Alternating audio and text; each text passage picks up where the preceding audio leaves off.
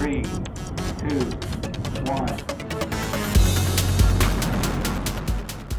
Hello, everybody, and welcome to Rocket Lasso Live, Season 2, Episode 2. And I don't think there's too much to cover right away in the beginning. I'm excited to announce that next week I'm going to have my first live guest on, Chris Pianco, which is going to be really cool. I used to work out of the same studio space as him, so I'm looking forward to him visiting, and I want to really hear about some feedback on how you think about it. So we're going to dive right on into the chat. I already said some hellos in the opening bit, so we got everybody coming and hanging out. Andrew, I will check it out. As far as receiving messages on Facebook, I'm terrible at Facebook. I jump on Facebook like once every month or two. It's usually to accept an invite to some sort of event. I'm just never on it. But in any case, we got some links coming in. Let's swap the screen. We've got Cinema 4D, R21. We've got X Particles now installed. I've got a bunch of content browser stuff, so we should have some models to play with.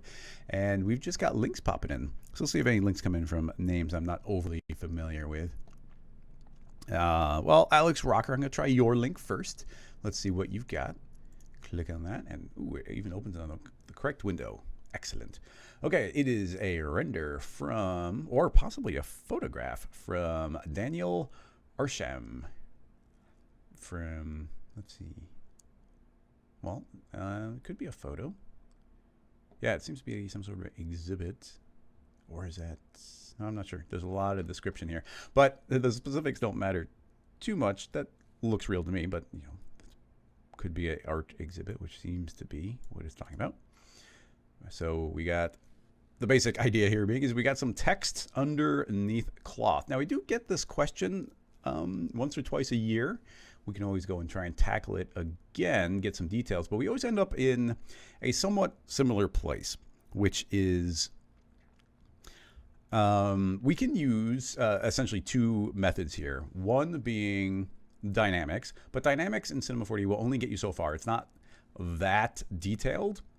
And the next would be sculpting tools, which actually are really fun to play with, especially in this type of context. Like, you don't have to overthink it. So let's see if we can get a nice version that's going, and let's see how far we can push actually a super detailed version. So I will create a floor, motext. I thought I set the font to be our default fonts to be the nice Futura font, which is the one that doesn't need too much space. There, that one's nice. User data. Not user data, set as default. There. I want that to be the default font, just for fun. All right, now we will lie this flat on the ground. Typically, I don't like to set defaults because I always like working from a vanilla version of Cinema 4D, but changing the font, that's just a time wasted. I see no reason not to change it. So, make some nice text. I'm going to T for scale, make it bigger. And let's see. Future, I just feel like putting the word answers. That'll be our text. Ooh, answers. I'm going to move it up into the air. Crank up the depth. Let that pass down through the ground. In fact, we'll even let it be a little taller like this. Although I think some horizontal spacing will go a long way. We want some space between the individual letters so that the cloth has somewhere to go. Now, actually, I'm suddenly inclined to just put a single letter, because if we're going to be doing sculpting, then we don't want to be spending all the time on all detail. I'd rather get something a little closer to completion. So let's go with our old friend, the ampersand. Sink that into the ground a little bit. We'll make both of these items dynamic. Simulation. Actually, we'll make them both collider bodies because they're not moving anywhere. Now, this is R21, and in R21, they added the amazing new caps and bevels in. And I think adding a little bevel in here will go a long way. It'll help the simulation calculate as far as not having to deal with this really rough, harsh corner. And of course, everything in real life has a bit of a bevel. And if you are not in R21, I'm sure you've dealt with this a lot of times. I'm going to turn this off. So it's going to behave like the old style. If I go in and I start increasing this, all the time you'd be like, oh, I want to add a bevel. And suddenly you'll get too far and it starts exploding. Now, this letter is actually cooperating quite a bit. It takes a while before it breaks. But certain letters, of course, it will break almost right away. Now, with the avoid self-intersections, which is on by default, as this keeps on increasing, it is not going to explode out and be insane. It's going to start clamping the individual parts as needed. Neither here nor there, because we just want a small bevel. I will just do 2 sections, because of course this is going to take a little while to calculate. And the fewer polygons we have here overall, the quicker it's going to calculate the dynamics. So I'm going to grab our angle and increase that, and it's going to make less subdivisions around the entire outside. In addition to that, we could make it editable, but we don't need this calculating dynamics either. So I'm going to say no end cap. So now we've just got this open top, and that should work better, I think. So we're going to be doing simulation. So saving this right away, I think, is a wise idea.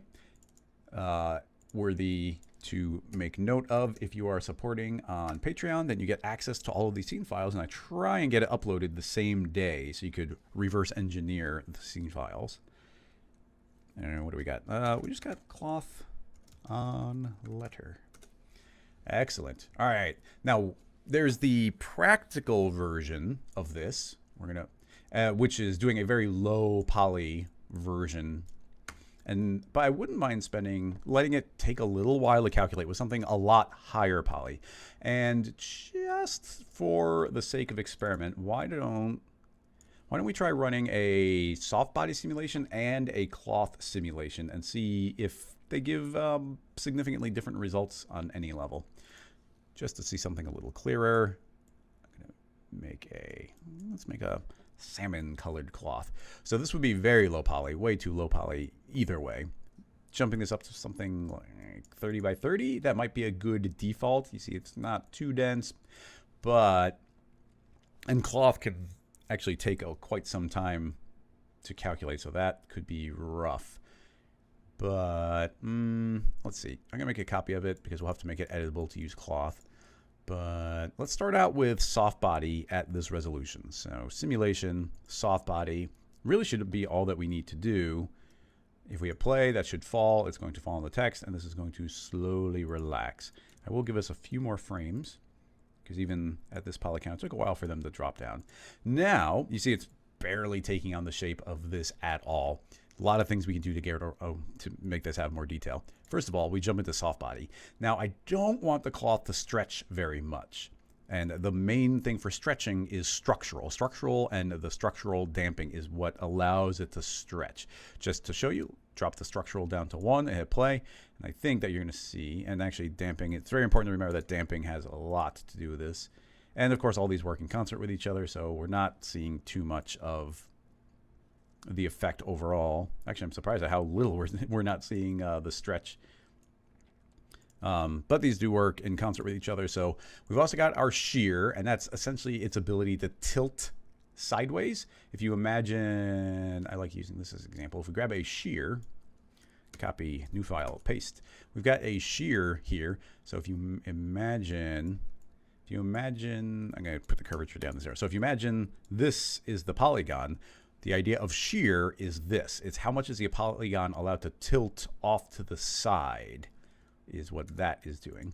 So I think that it should be able to do quite a bit of that. So we're going to lower this amount way down, 1%, 1%. And flexion is the amount it can bend over itself. And I think a lot, but by bend over itself, I mean like this polygon connected to that polygon. How much could this kind of hinge tilt over? And I think we want a lot of that. That is very free to bend. So we'll also drop that to another one. So currently we've got everything down to virtually nothing. And let's see what this gives us. So now you can see immediately with this particular combination, we can see the structural is suddenly allowed to have a large effect. Now that's the one I don't want to change that much. I don't want these stretching. So with that in mind, let's put the structural to 1 and the damping back to 20, and let's see what we get. Still a lot of stretching, which is fine. So let's try cranking that by 10. And the instant I jump that up to about 10, you're going to see that that is now stretching significantly less. Very Very good detail. Now, just for fun, let's put the stiffness or the flexion and the shear down to 0, and immediately you can see we get these very, very sharp edges can tilt over, which, honestly, in the current circumstance, I think that might be what we want to have happen. So this is running very quickly. Don't need that shear. So that's that 30 by 30. It's going to run very quickly. Let's jump the scale of this back or to a nice clean 1000. And, this is dropping. It's conforming to the shape quite well. And it runs incredibly quickly, and we've got this nice fall off on the cloth overall, which is nice.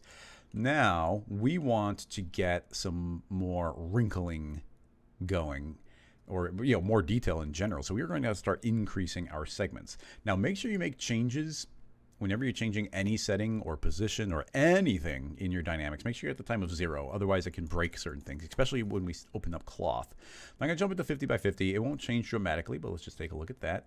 And honestly, the 1000 by 1000 is feeling overly large now. Did I scale it up? I don't remember scaling it up. Okay, 800 by 800. No reason to have extra geometry that's not doing anything. Now, an important thing to note is that the way all of the soft bodies combine are very resolution dependent. And when I say resolution, I mean how many polygons by how many polygons. If this was allowed to bend, like, let's say 3 degrees, and the next one bends 3 degrees, and the next one bends 3 degrees, there's a big difference if there's 100 polygons there or 2 polygons there. It's going to dramatically change the way it's behaving. And you're seeing that at the current settings that we are not getting anywhere near as much of that curve as we had been. There's more of a curve that went out towards the edges, which is probably one of the main things I want to change the resolution. So we have to keep that type of thing in mind. We're seeing a lot of the effects of shear happening right here, where you can see how they're tilting sideways, becoming more diamond shaped. To tell you the truth, now that I'm thinking about it, the way of getting wrinkles and things folding on top of each other might be to maintain a pretty significant amount of shear. So I'm going to try and jump these back to default. If you right click on any of these arrows, it'll jump it back to the default. And by telling it that it's not allowed to shear that much, I think we're going to see that these are not flexing quite as much as they were. And actually it is making it so it's cascading out a little bit further. But I think if we had enough, if this was bunching up a little bit more, I feel like that would give us more folding over on everything, which is potentially something that we want. Now that is cranking the resolution to 50. Let's double that again, but keep in mind I'm doubling on X and Y, which means we are going to be actually at 4 times the resolution. So already we're seeing significant slowdown, but not so slow if we weren't sculpting something that's bad. We're still getting almost 3 frames a second, which is not something to scoff at. Now, I will say I'm not really seeing much in the way of wrinkles getting introduced here via the cloth, which is too bad. I'm trying to think of what the best way of getting dynamics to do. We could try squeezing it into a slightly smaller space, and that might do something.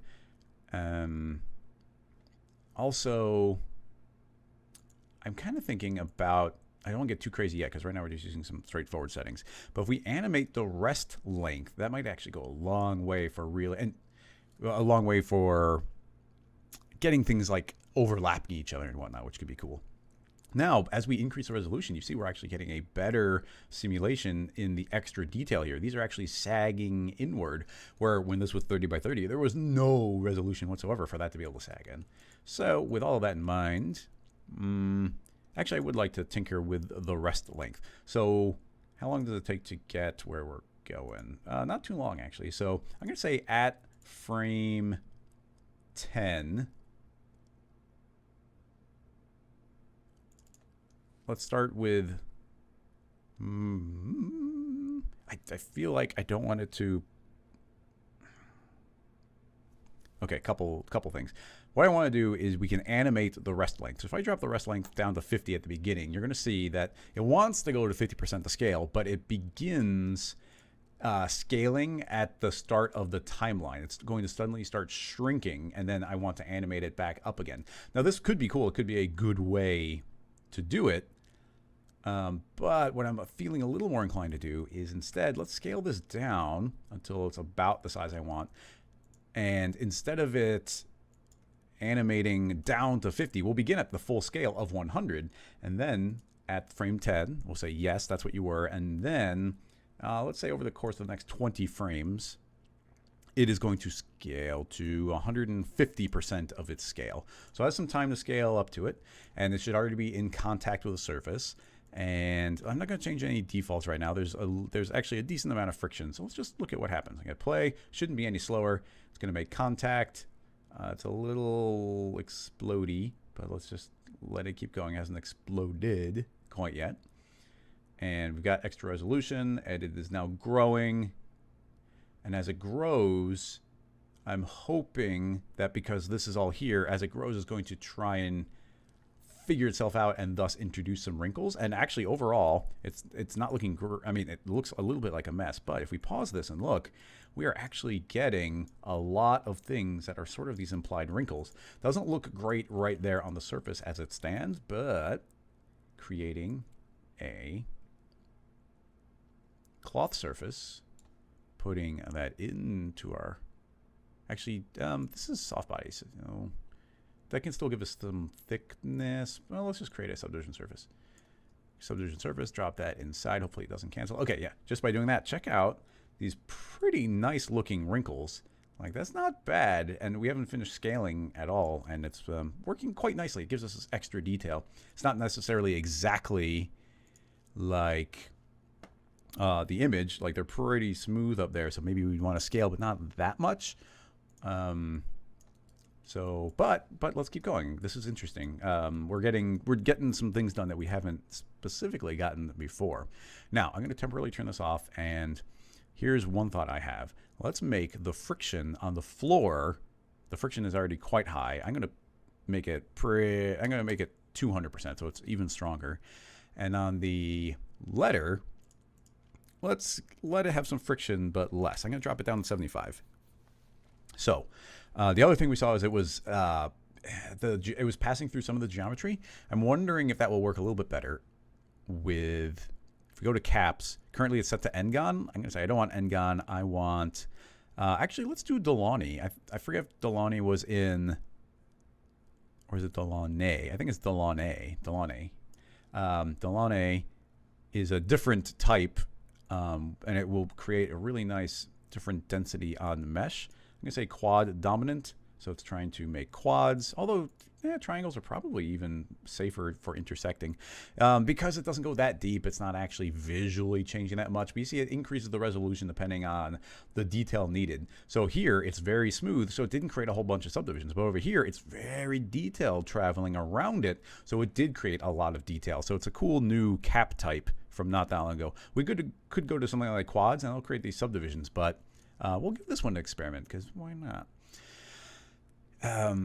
Excellent. And so, okay, it's going to fall down. It's going to collapse all over the surface. Now it is going to grow.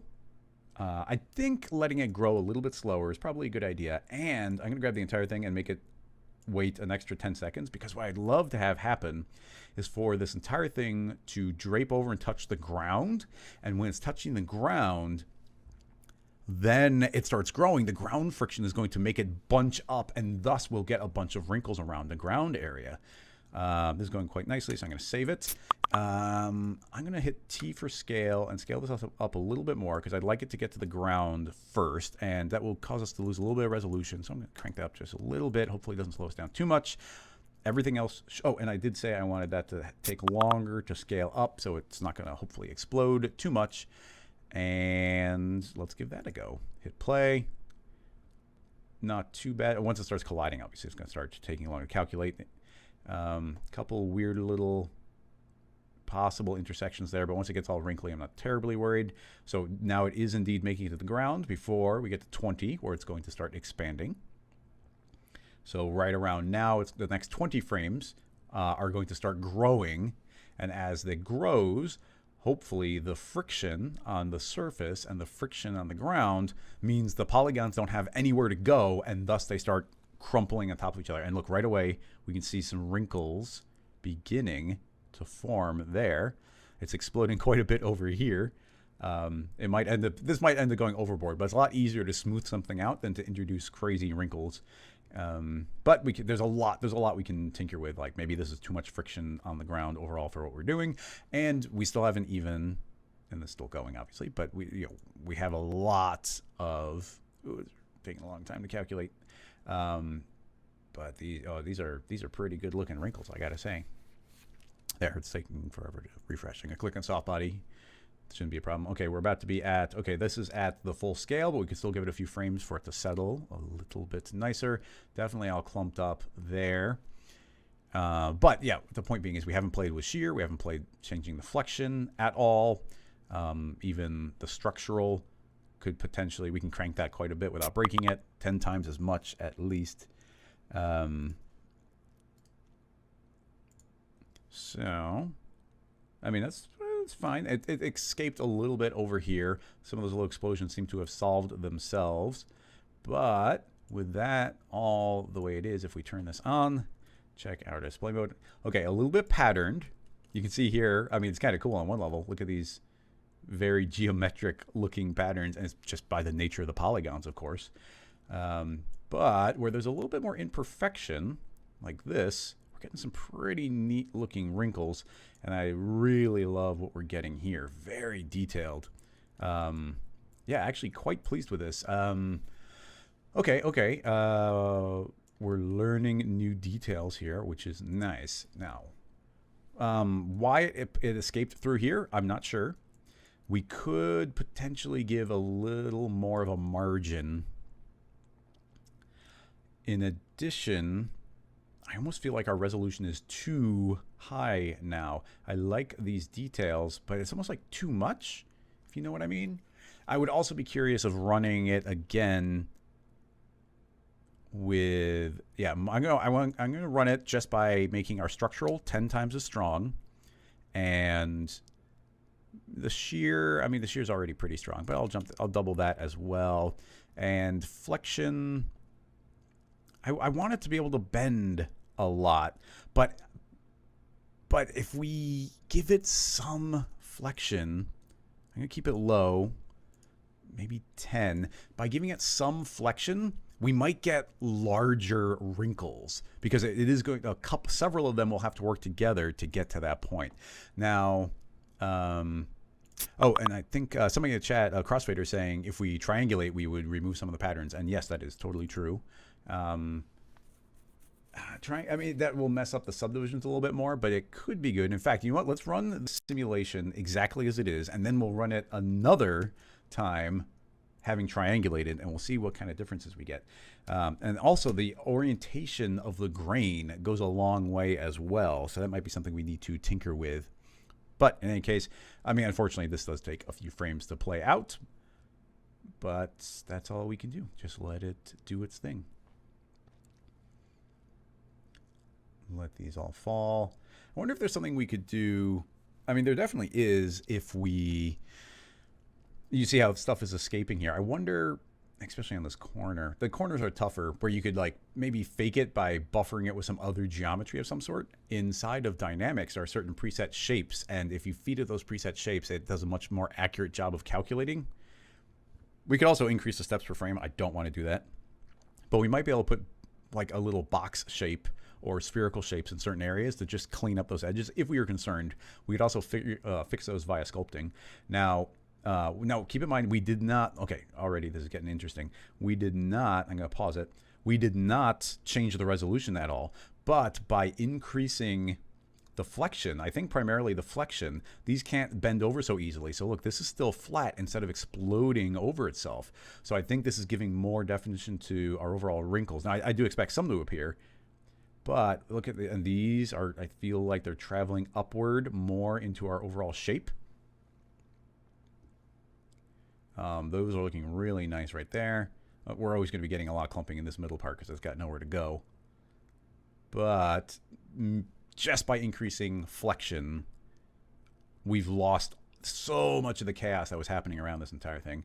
So frame 40 will be the last frame it's growing. So a few more frames would just be for it to be allowed to settle. And I don't think it's going to make that much of a difference. It will change, but okay. So we've done that. Turn on our subdivision surface. We can actually see. Oh, look at that! This is the nicest wrinkling we've ever gotten out of Softbodies directly. And look, this is even without changing the triangle, but without triangulating it. Look at how I'm not really feeling the grid pattern anymore. And all we did was change. I know we changed a couple numbers, but what made the difference here was some of the flexion. The flexion is stopping this from happening. So that is wonderful. Look at that. I almost feel there's no sculpting needed. We've essentially nailed it. So I don't think we have to worry about that part. We would potentially do a little bit of it just to sculpt out, perhaps clean up some of these corners. But since things are going well, let's go ahead and save that one that way. And I'm going to immediately save another version. And we'll make a letter C, 1C here.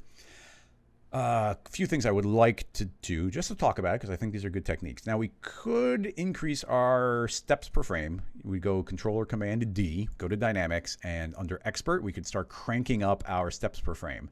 We've also got things like our collision margin, which essentially puts the force field around everything and enlarges it. You can also do it on an individual object basis, or on our collider right here. We can increase our size increment, and sometimes it's margin. I always forget which one's 2D and which one's 3D.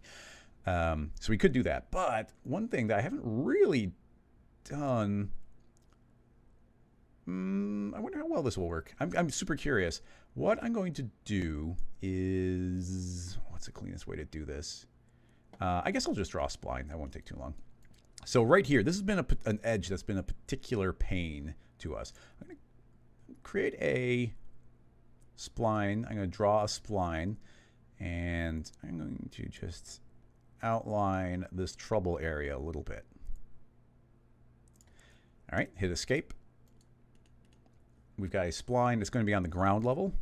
So I'm going to go point mode, select all, move, and move this up. And there you can see I have a spline. Now, the next step I'm going to do is create a cloner, create a sphere, put the sphere into the cloner, set the cloner to object mode. The object will be the spline. And it's currently making a count, which is fine. Grab the sphere, T for scale, scale it way down. And there we go. I'm going to do something like that. Now, I'm going to increase the count quite a bit. So now you can see we've got a lot of, I'm just going to say, resolution in that area. Now, the poly count here isn't going to count. Here's what we're going to do. I'm going to right click, simulation tags, collider body. So it's not dynamically moving. It should just be seen by dynamics. Now, that's going to take a long time to calculate all of those. But if we change our shape on, and you see I put the tag on the individual sphere. If we change the shape from automatic to ellipsoid, it's essentially automatically, mathematically calculating a sphere on it, or a stretched sphere. And the reason to do it this way is, if it's calculating polygon by polygon, if it escapes through the polygon, it's like, well, it just went through. But now it's like, oh, I'm inside of a sphere. I shouldn't be inside the sphere. And the theory here, at least, is that that is going to be a very detailed shape that's going to have trouble escaping through. Now, I'm just going to put it on this one little corner like that. I want to make it so it doesn't quite escape. T for scale. Okay, like that. So it's poking out a little bit. It's not bothering me. And I just want to see if this prevents it from sneaking inside. It's kind of an experiment. In addition, we could do the same thing over here. In fact, I think if we just make a copy of the sphere, I'm going to hit Shift S, which turns on snapping, and then I'm going to snap it right to this corner, turn off snapping, because now it's approximately the way I want. I'm just going to try putting this little fella in the corner. I do like that sharp edge. I don't want to lose too much of it. I'll just do that and the opposite corner. Tell you the truth, there's also the middle, so why not? One more right in the middle, because those were escaping there. I want to see if that does something and if it adds any significant amount of additional calculation time. Now, our simulation also looked really nice. I don't want to change too many things. Well, you know what I would like to do just for this one is, every time we change another variable, we're actually learning less information. about the changes if we're not being specific. Oh, I was like, oh my goodness, I didn't realize we had such a dense mesh, but that's just because we're subdividing. I mean, this is still a lot of polygons. All right, so, but what I do want to do is increase our flexion and see if we get more of it like flapping on top of itself, which could be really nice. I'm going to save this one. It doesn't take that long to play through. Just by making those changes, let's see what this does. I don't want to judge yet, but this corner, at least, is doing a great job. Look at that. That's super smooth. And look here. I tried to clean this up with the spheres, and there's a sphere in the corner, in the middle, in the corner, and that's where it's working. And in the two spots I didn't put it, that's where it's escaping through. So it could be taking a little longer to calculate, but those corners are working very well. So if you have a problem area, I think that is a valid approach to try and push back on it a little bit. Okay, so that's the only thing we changed, and it seems to clean those corners up, so it didn't have anything to do with flexion. So cool, we learned that information that we wanted to know. Nice. Okay, now I'm going to make another change, and that is just to significantly increase our flexion. I always say go too far and then pull it back. So let's do 10 times the amount, which I think is far too much. I feel like the amount we want is more in the 20 to 30% range. And I'm going to turn off computer audio because I keep on getting Slack notifications, and it doesn't want to stop. So I'm going to turn that off. All right, so this is all falling. Seems to have more flexion, seems to make it take a little longer to calculate. So there's more fighting between there's what Cinema 4D would call springs in between the different polygons. Springs are generated, so those are taking longer to calculate. You can see everything's a little bit smoother overall. Okay, Slack. I closed Slack and it's still sending notifications. So I'm going to go to this one channel that won't stop talking while it's calculating. Notifications. Pause for 2 hours. Thank you. All right, cool. So now this is falling over. It's almost done growing, and it does seem like, oh my goodness, I just told it it's still popping up the messages. I'm glad I made it go on the other window, but literally I muted that Slack channel and it's still going.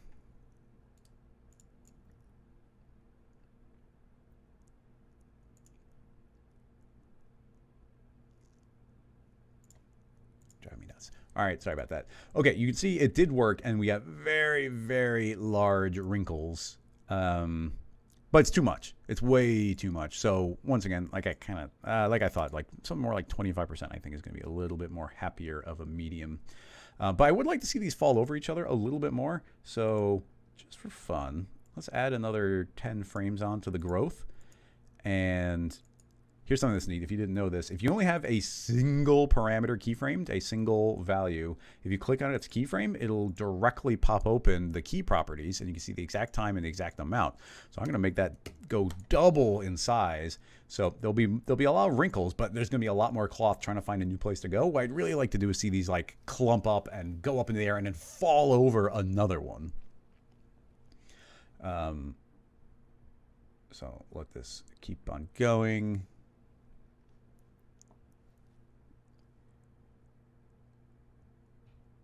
Nice.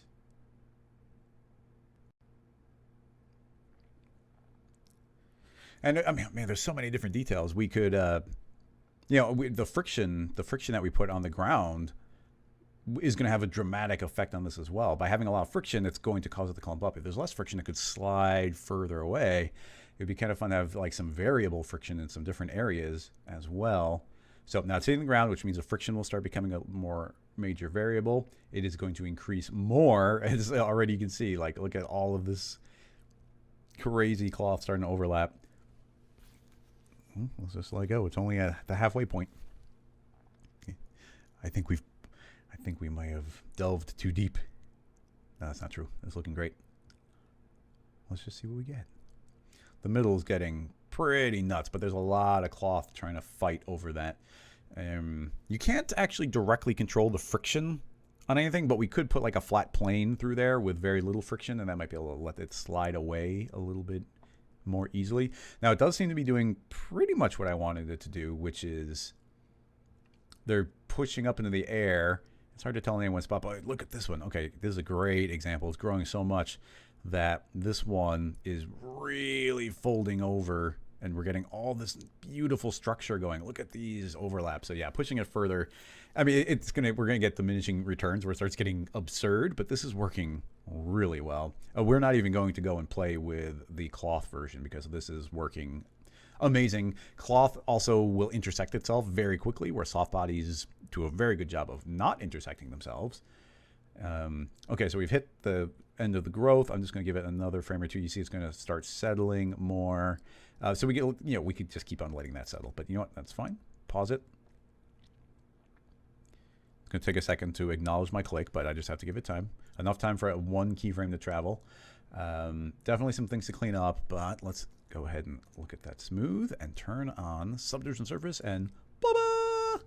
Look at that. It's getting a little cartoonish and stylish where it's wrinkling up a lot, but I think that we could decrease the friction a lot on the ground and let it start flowing out a little bit more. But look at these folds that we're getting. That's amazing. That's really cool. And yeah, you can't beat this stuff. Now, I'm kind of curious.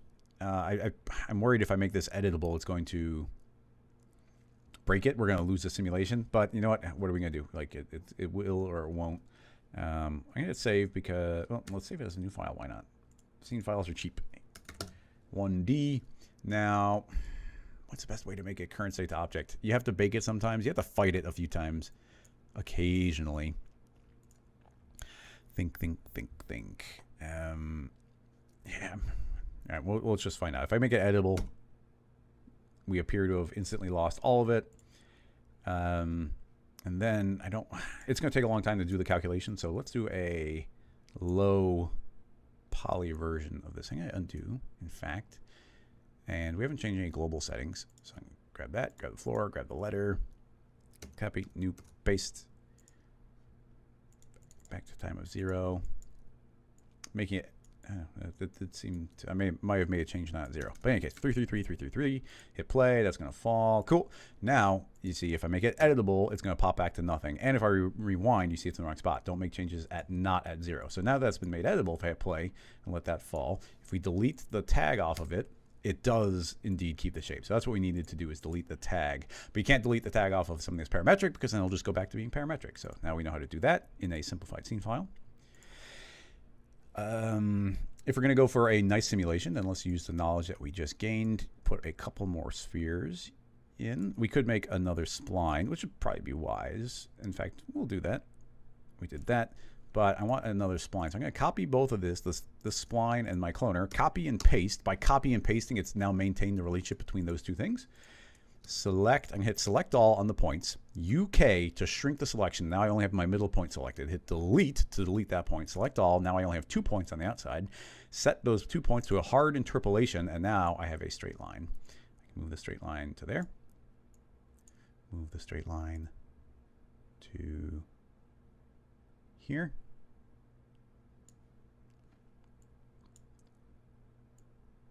And there we go. That should fix that bit that was fighting itself. Yeah, I agree, Zach. That is not an intuitive workflow to make that work properly. Now, I'm going to make a duplicate of that plane, just because I always like having another copy just in case. Make it editable. Move this up into the air again. And there's no reason for this to be up any higher than already kind of perfectly intersecting. Although, oh, that's weird. It seems to have introduced a tiny little bit of rotation. I'm going to just hit reset PSR. Very strange. Move that up in there a little bit. Scoot this to the side.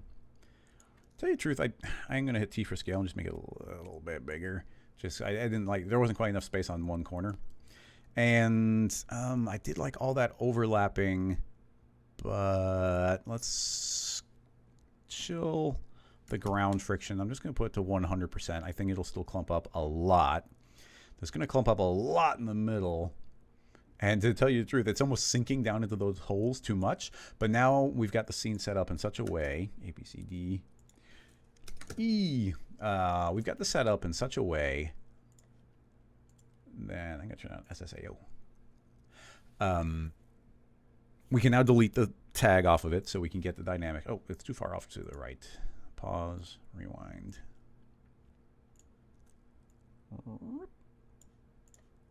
Okay, we can delete the tag off, which should maintain the dynamics. Also, we don't need that subdivided while it's going. There we go, a little bit better. Very clay feeling, but look, it's like just by putting in those spheres. And if you look, earlier it was running at 0.7, and it's continuing to run at 0.7. So I think that sphere trick, it's a good trick. It's working very well. They're not escaping through there, which is going to save us effort on the sculpting pass. Crossfader is asking about XP cloth. I have no idea. Like a year ago, I opened up, played with like all the dynamics inside of X Particles for a few minutes, and I didn't go deeper to like really get a deep understanding of it. Oh, I knew I should have extended that chain of spheres off to that side, but whatever. Okay, so it's hitting the ground. It's going to be growing a lot. It's going to end at frame 50. It should be able to slide along the ground a little bit more than before, but still not a ton. I really, really wish that we could, you know how we can use vertex maps and put flexion, different strengths of flexion in different places? I really wish we could do that with friction as well. Also bounce, but friction's the one that I'd actually be using pretty often, where it's like, oh, certain areas are very heavy friction and certain areas are not. Now we could fake it here by putting a plane which has more friction in one spot and less in another. It would work, but it just wouldn't be that elegant. Okay, going well. We're getting those nice wrinkles here. The ground's still maybe a little more clumped than I would potentially want it to be, but I'll take it. But being able to make this one editable, we will look at the sculpting tools very briefly. Crossfader is mentioning Marvelous Designer, of course. And then Vellum, Heinz, I've heard of Vellum. I don't know anything about it. I don't think I've ever even watched a video about it. But yeah, Marvelous Designer is like amazing. And it's so crazy that it was made for like fashion design. It's so amazing that they're the ones who developed the best cloth simulation. It's wonderful. I'm going to give it, it's already done scaling up. I'm going to give it a few more frames if we see it, if we actually see it doing anything. I'm going to give it a few frames for these to settle in. I feel like it grew so much that we're actually losing a lot of the form of the actual letter. Let's see what we got. Pause it. Take a little survey. Oh, pretty good. All this, it folds over interestingly here, but I think that's just the way it falls. We could definitely put like a wind or something and pull that out if we were being a little bit more specific. In any case, delete. Yep, cool, it worked. Deleted that tag. Now we've got this final geometry. It is baked directly in. We can clearly see our letter from the top. And now I will make a duplicate of that just in case. And now let's go into our sculpting tools and see if we can start smoothing this out.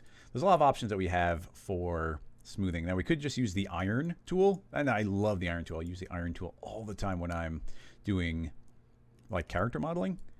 But let's find a wrinkle. I kind of like all these wrinkles, so I don't want to get rid of any of them. Let's just let's just go right to sculpting tools. If we go, actually we can change our layout. We don't do this too often, but we can change our layout to the sculpting layout. And now all the tools are docked and everything's great.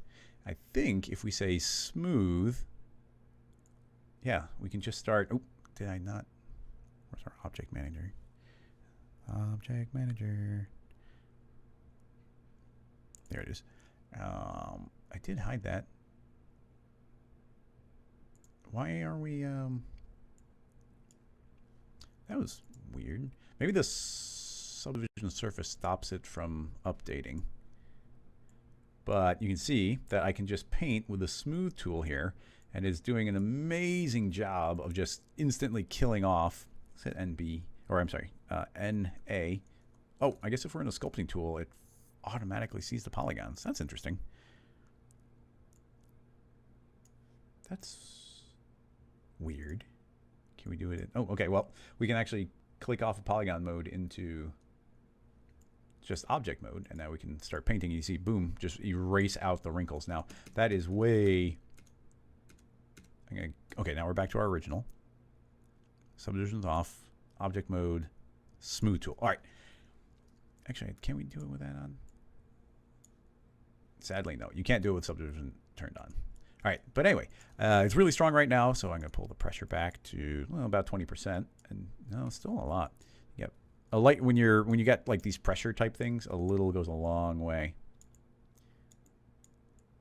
It's amazing how this is actually recovering from the Fong tag a lot, so you can see it's doing a lot.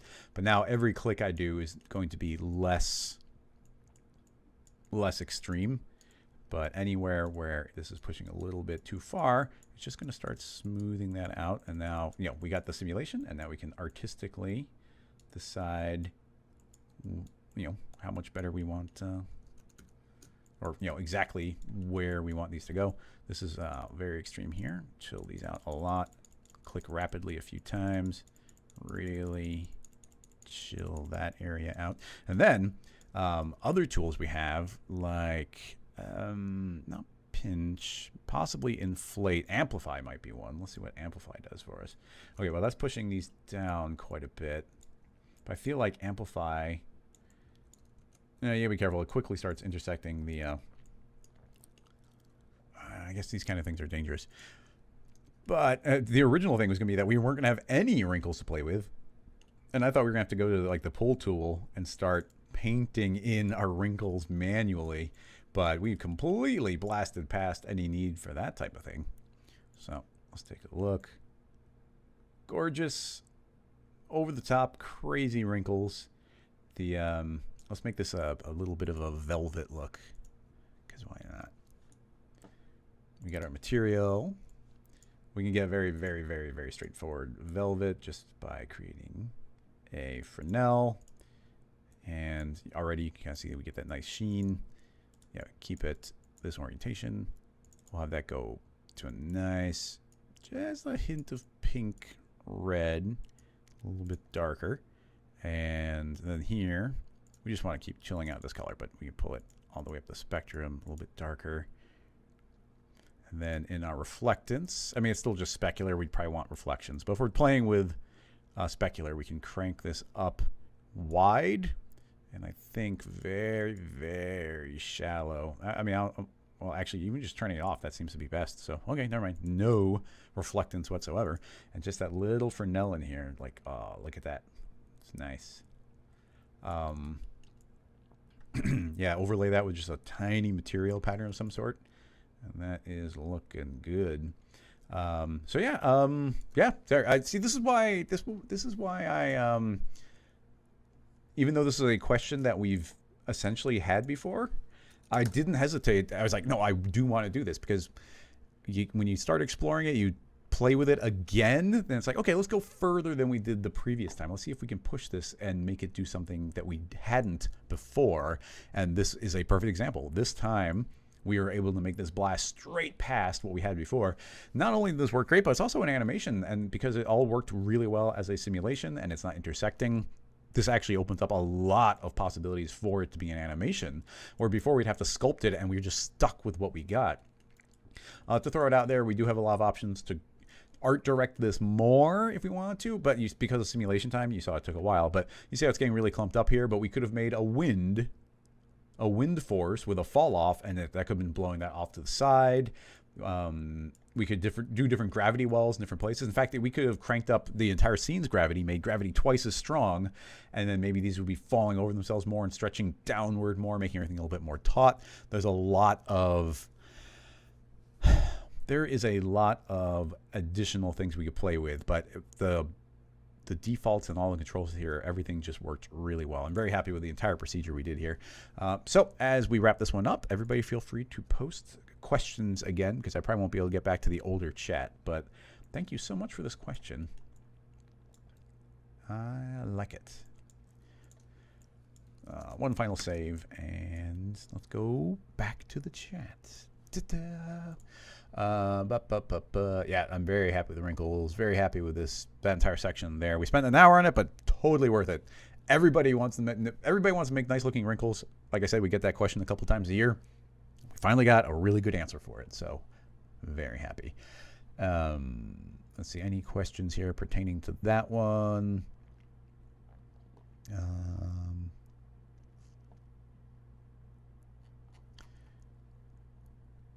Let's see. Excellent. Yeah, I'm glad you all liked it as well.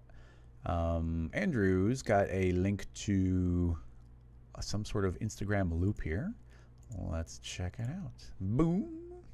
Ooh. So this is from Blester VFX. Blester. I like that name. Let's see what we got.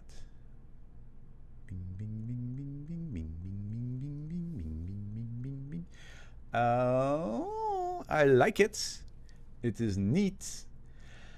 And then presumably here at some point it's a loop. I'm even having trouble seeing where it is a loop, but that's completely fine. I get it. Let's see. Cells within cells. Not C4D or Cinema 4D. So it looks like this was made in something else. Fractal, trippy, psychedelic. Now,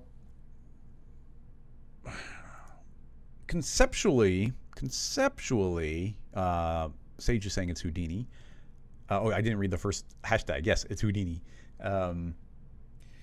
Conceptually, we actually tackled an idea very different than this, but conceptually the same, which is to make something loop, you just have to make one frame look the same. The last frame has to look the same as the first frame.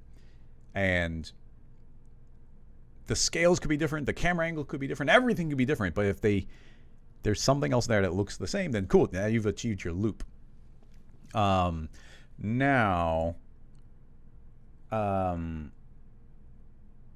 the tricky part there to me is that those lines were sort of fading in. But let's just gather some information. I'm gonna start with a plane set to 1 polygon exactly. Create a Voronoi fracture. Drop this in. Get a bunch of fractures. Very nice. Now, if you kind of conceptually start out with this, and there's supposed to be more subdivisions happening as you go, that's where this maybe gets interesting. Now, if we just start increasing this, you're just going to see new cells are popping in. Yeah, okay, so those are just popping into existence. So you don't want to do that because it's going to change the form. But if we take this fracture and make a duplicate of it and put the fracture inside of the fracture, then now we've got existing pieces, and so those are what need to get fractured. So with this new point distribution, give it a different seed so it's not lining up perfectly, and let's get rid of all the breaks. So I guess there's always one given this circumstance. But if we start increasing this, then, it's just breaking across the board.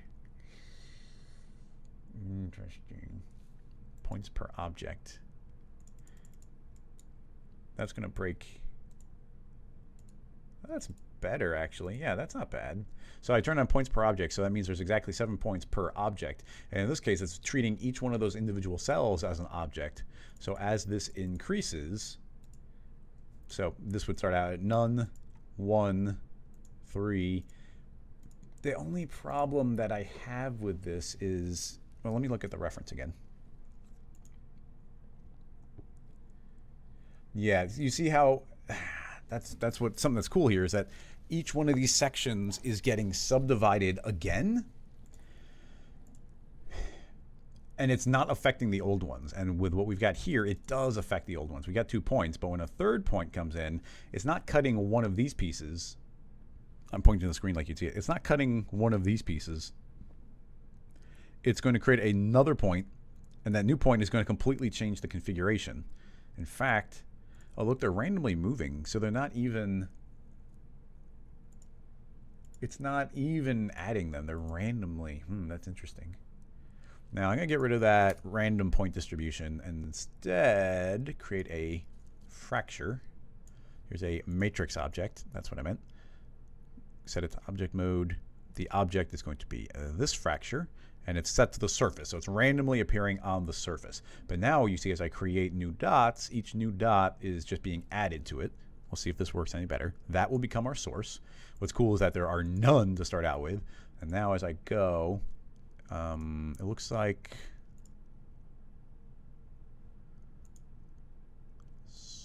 why? Oh, is it going to create one per?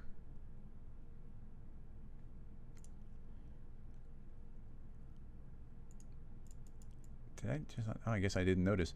It seems to create one per section. Not what I was expecting. Let me think.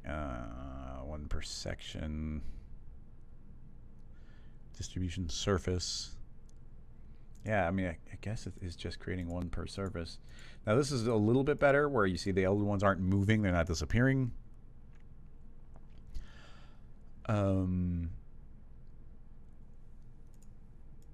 not disappearing, the old ones, but it's not cutting the existing one. It's funny because way back in the day we were actually working a tool that did this kind of thing. But as it is right now, it's it makes it not quite as nice. I'm gonna turn off colorizing just so we can get rid of that distraction of that popping. And also I don't want to see the source. There. Okay, so as this goes, yeah, you can see how we definitely get like a feeling of movement in certain spots because they're not just subdividing existing ones.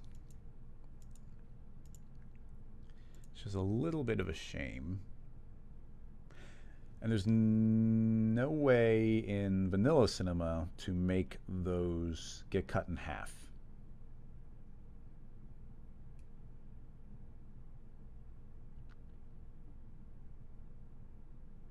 It's not entirely true. We could... Well, you start getting a lot of nested fractures, but I don't like that idea because every single time you increase the point, they increase another...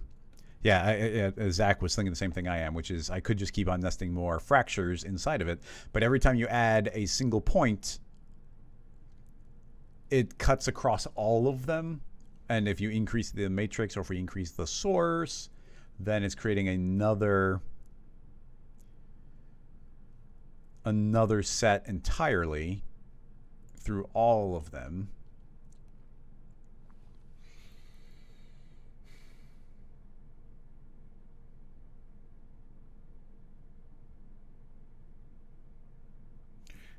Fritz and exponential. Yeah, using MoGraph selection to specify which ones should be subdivided. That's actually I don't know if it could be a MoGraph selection. You can't limit what a matrix object is getting assigned to via... This selection isn't about... It's on the surface, so it's looking for like a polygon selection, not a clone selection. That's a good idea in general.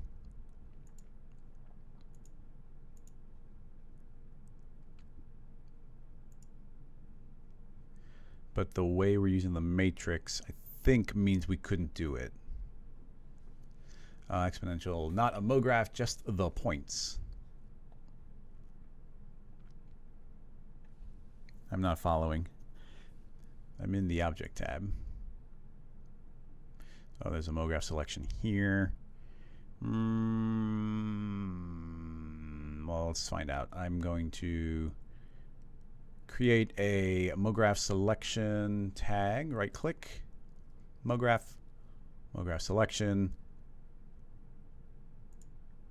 I'm going to turning on fields, delete the freeze, create a spherical fall off. So the spherical fall off means that these are selected or not selected. So we should have a couple in the middle selected. In the fracture, drag that in.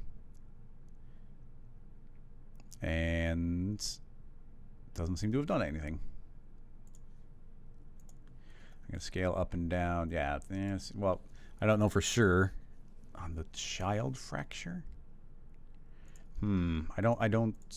I can't just follow instructions via you giving me a heads up, because I have to fundamentally understand the entire process if I'm going to move forward. Otherwise, it's a very clunky thing. I've now dragged in the MoGraph selection into the child fracture, as it seems to be what you're indicating. T for scale, but I'm continuing. I'm seeing they're very hard to see, but I'm seeing these are getting highlighted, but it doesn't change any of the effect. Like, it's not changing the fracture. It's not changing the way it's played.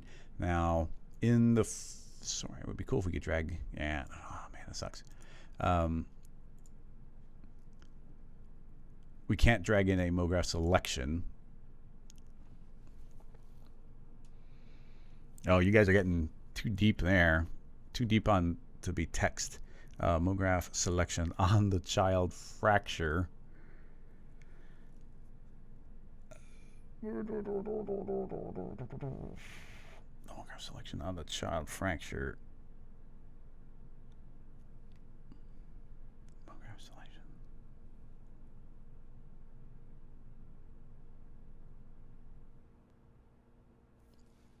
Okay, so you're saying you want the MoGraph selection on the child fracture, and then to feed this selection into the parent fracture. Oh, well, that did something.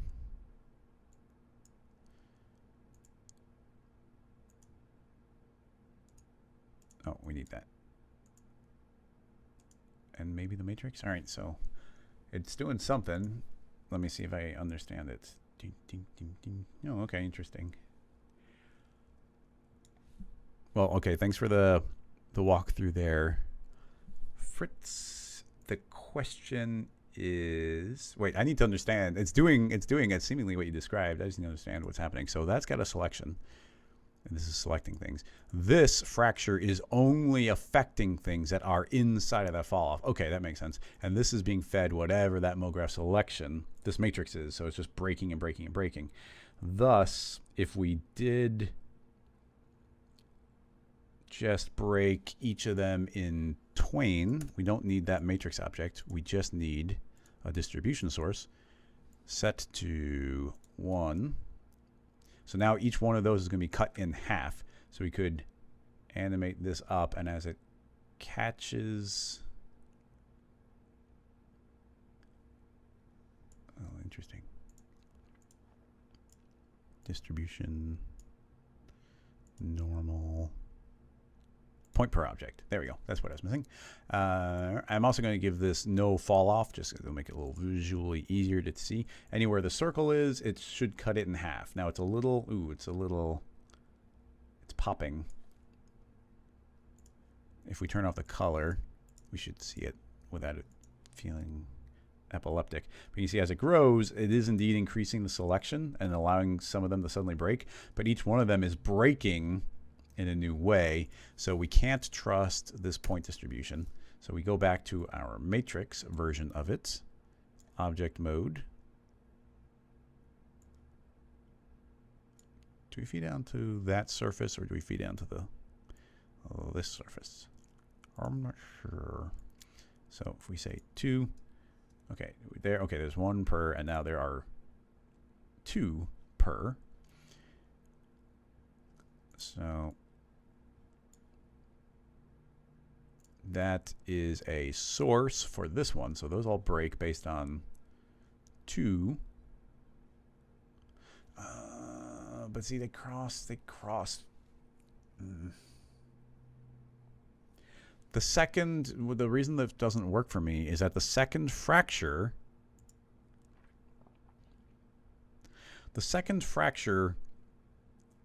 cuts across borders. It's not maintained within the border. It'll jump borders. So even though the spherical field thing, which is really cool, like as we catch it, you can see that each one pops in, which is amazing. In fact, I'm going to save that as a scene file because that's a very powerful tool. Come on. Okay, the shortcut for save, Control Shift S. There, now it went up. Go figure. 2A.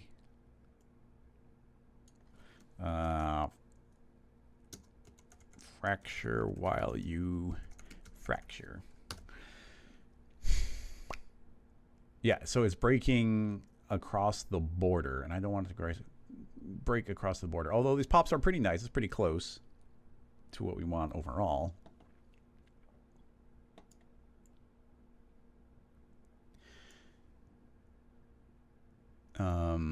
Yeah.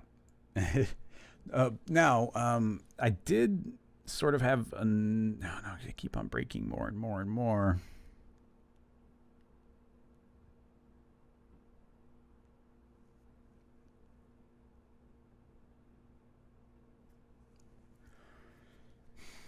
It's too bad. There may or may not be something that we are working on that would actually do a lot of what we're trying to do here. But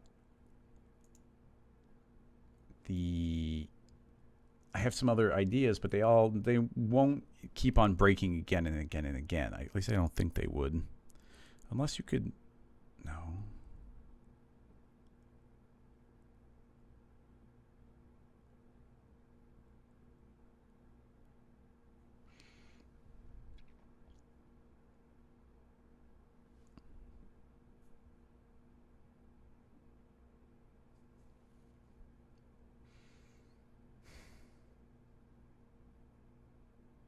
I have a goofy idea. I don't know if this is a good idea. Just within the limitations of what we got here. If we were to take this fracture and offset the pieces in vertical space, and the honestly, the best bet's probably just a step effector. If we go to effect, yeah, step effector. Don't change the scale, change the position. And now each one of them is going to move up more than the other one. If we move these far enough, if I force this to go like way up in the air, they'll be so far apart from each other that you won't see the fractures linking between them. So now if we fracture the second time, I think if we view this from the top, then the matrix is cloning onto, yeah, those, which should be then creating breaks.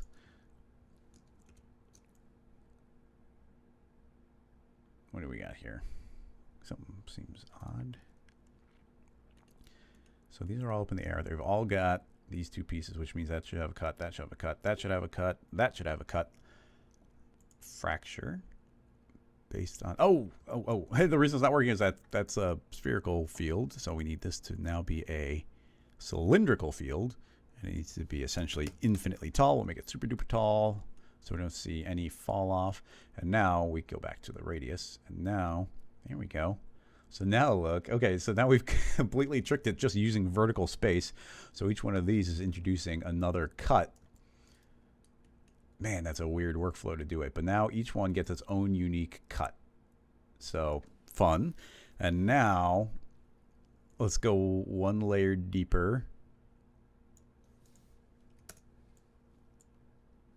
What's funny is, like, in a different process, you wouldn't have to do any of this. It could just be like increase cut, increase cut, increase cut. Like this is literally a tool that we put together years and years ago. That, yeah, I can't say more about right now. Anyway, now we need the same setup again. We need a selection tag on that one. This selection tag needs to be based off of another cylinder field. This is going to very quickly get to the point where it's a pain to control, so I don't feel like this is a good avenue to continue pursuing too much, just because of the redundancy. So if I drag that on the name, it should just replace it. So now we have a second spherical field that I can then shrink. We need a second matrix object. The second matrix object needs to be on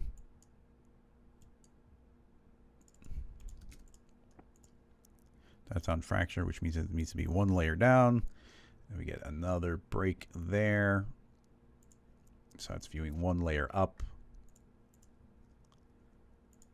And this fall off. Oh,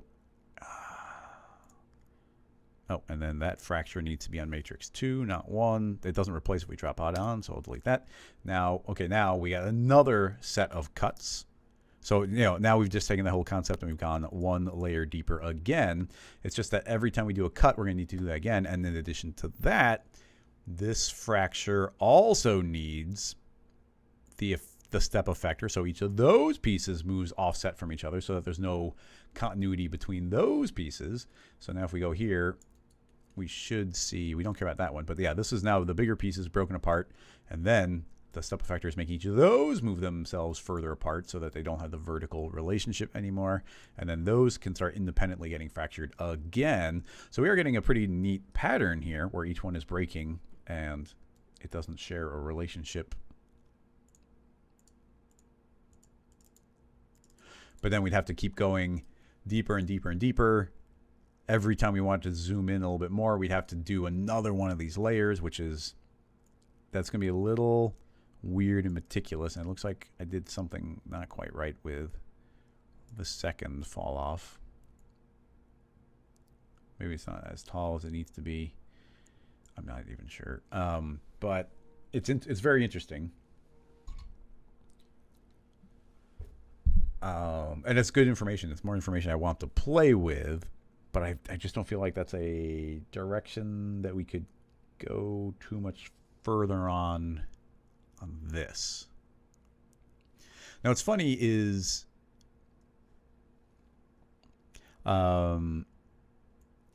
Zach saying that's you can't follow it and you love it, which is, yeah, if I don't understand it deeply, I can't explain it, so it's just me tinkering.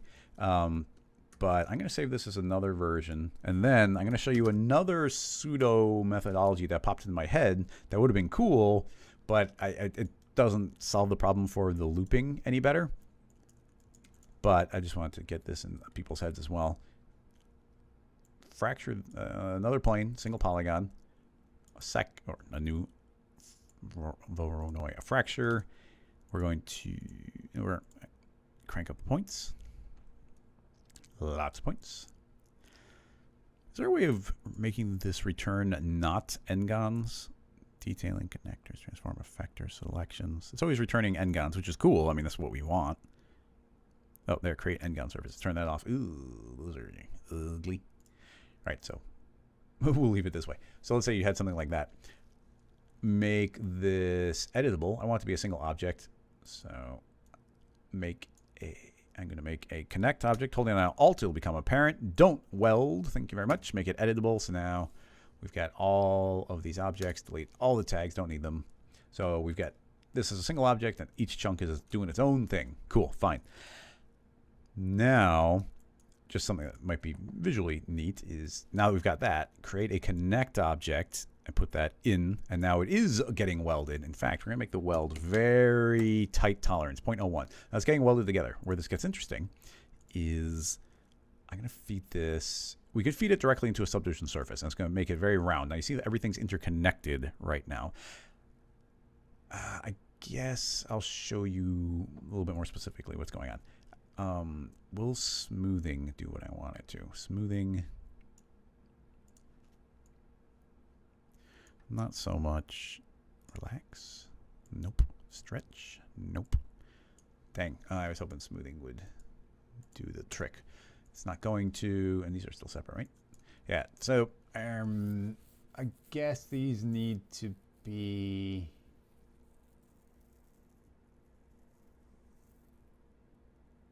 a displacer. A displacer. What I want to do is manipulate these points slightly. Now, what I really want to do is just have them shrink a little bit, but I want them to shrink on a point-by-point basis. Feed this a full-on color. That's going to push everything in the air. That's based on the vertex normal.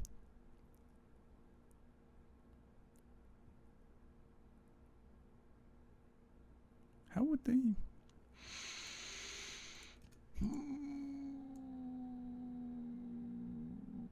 Smoothing isn't doing it. If smoothing isn't doing it, that's a morph could do it. Morph seems dangerous, but it'd be cool. Well, this is going to be so absurd. It's not even for a terribly good effect. But why not? Let's do it. Oh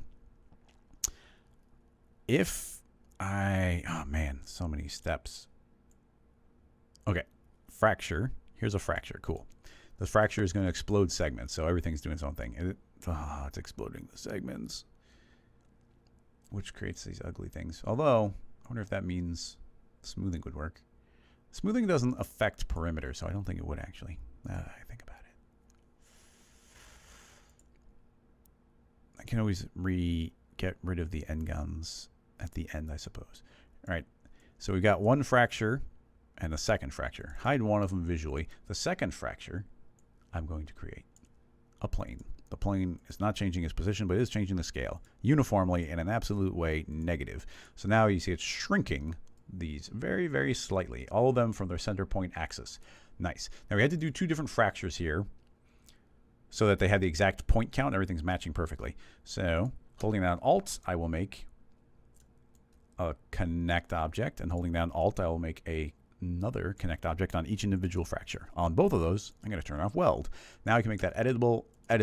We have two identical meshes, but one's shrunk a little bit. Right click, or Control A rather, and untriangulate. I'm going to click the it's good to learn the shortcut. So right click, untriangulate. The shortcut is UU, but I'm going to hit U Shift U, which will pop open this menu. I'm going to say, yes, create n-gons. And now everything should get obliterated, and we've got n-gons. And I think that these will still have identical point counts, which is our goal. With that in mind, if we take this connect and we add a rigging pose morph, I want to affect the points. And in the points, I don't need a pose 0. I need it to reference connect 1. I think, yes, I want that connection. Visually hide it. With any luck, if I go to animate, this slider, there we go. Now you can see this slider is making them shrink inward a little bit clunky.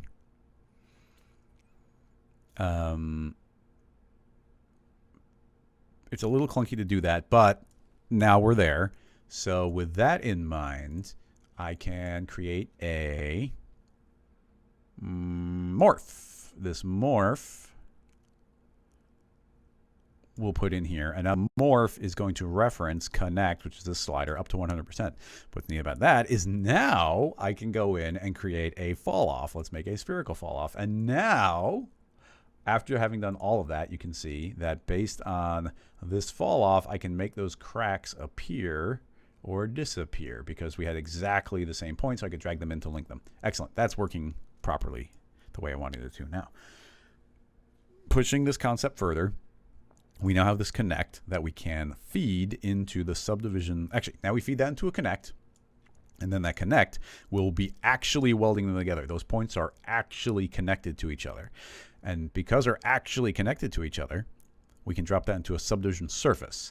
And now you can see that because it's a subdivision surface, they're getting welded together except when they've separated that little amount, which will disconnect them. Now, I don't like the resolution that we currently get. So I'm going to select this connect and feed it into a cloth surface, and it will be subdividing it by 1, which makes everything a lot more square. If I hit NA, then now we get this shape overall, and these are actually welded together. It's a pretty stiff edged, and everything gets rounded, which gets back to this a little bit, where these are slightly along those lines. Now we can actually push that further if we start increasing our subdivisions, and it's going to just round the corners more, but we are throwing a lot extra geometry on it, so just keep that in mind. But what that means is as I move around our spherical thing, our spherical field, it is actually welding and unwelding points, which makes it so that these connections exist or don't. They're welded together or they pop out. And it's just kind of a cool little fall off trick. I've done similar things before, but it's pretty neat. Like I said, this isn't going to work for this effect overall because we're not getting the zoom in effect where it's going to keep on cutting further and further and further. And I can't think of any way that we could even, like, this concept doesn't go there, but it just made me think of it, and I thought it'd be kind of fun to share. And then keep in mind that we have all of the amazing new field controls. So that is using the very boring spherical field. We don't want to use a boring spherical field. Let's create a vertex map this can follow. Make a new plane. Hit NB. You see that I'm going to scoot up a little. You can see we need a little bit of resolution, 55 by 55. That's nice. Make this, I'm going to leave it just slightly above the ground just so I can see the grid. make this editable. Select a single point, perhaps. Actually, I usually like doing a circle fall off. Right click. Actually, no, we can't. We're in point mode, which means I can go into selection, set vertex weight, set the vertex weight to 0. Now we have a vertex map here. Use fields. Don't freeze. I don't care about that. Create a spherical field just to give us that initial tiny point in the center. If I want to be very clean, go back to remapping, crank that up to full, scoot this so it's exactly, oh, come on, field exactly on that 1 point. T for scale, just make it like tiny. 1 point, full strength. All right, nice. So now inside of our fields, I'm going to create a freeze. This freeze is going to grow. It's going to grow a distance. Now, I don't know what the distance is, so I'm going to select 2 points. And you can see that the distance here is 7.27. That's the minimum. It literally cannot grow unless it's got at least a radius of that amount. So 10 is actually a fine number. It can grow that amount. Now, with the way it's currently set to grow, if I play, okay, it's going to grow full power and go blah, blah, blah, blah, all the time. So it's jumping to the next square. It gets very geometric because of the way that pattern looks. But we can do things like change the effect strength to 10%. And it's going to take 10 times as long to grow. So you get a little bit more of a fall off to it. Now, if we increase our radius beyond that initial one, so it can actually start reaching more than 1, we're going to start getting a rounder radius because it can actually spread out further. We can slow it down further as well, going like 5%. Now you see we get this nice slow growth going where we'll need more frames. So that can grow. And then we can change additional variables. There's so many things where we can go to, not remapping. Oh, under freeze. Is it remapping? Enable remap? No, not remapping. Freeze. Oh, there's the radius. Oh, okay, yeah, that's what we got, a radius here. How do you apply it directly? Are you supposed to just do it like that? I think they changed the way the setting looks, which is cool. I just didn't realize it. So you see that the freeze has one of its parameters exposed as radius, which means we can control that via something else. That something else in this case will be a random field. You can see actually right out of the bat, it's kind of nice that we can see the way the random field looks. In the field, we've got a Perlin noise currently. Let's do something like Voronoi. I'm going to scale this up so we can see a little bit more clearly. And go to remapping. And if we remap this properly, sorry, I'm going to keep guessing until, we probably need to do a curve so I can do this properly. Do something like that, there we go. I just wanted to see this pattern a little bit more clearly. You can see we've kind of got a Voronoi pattern going.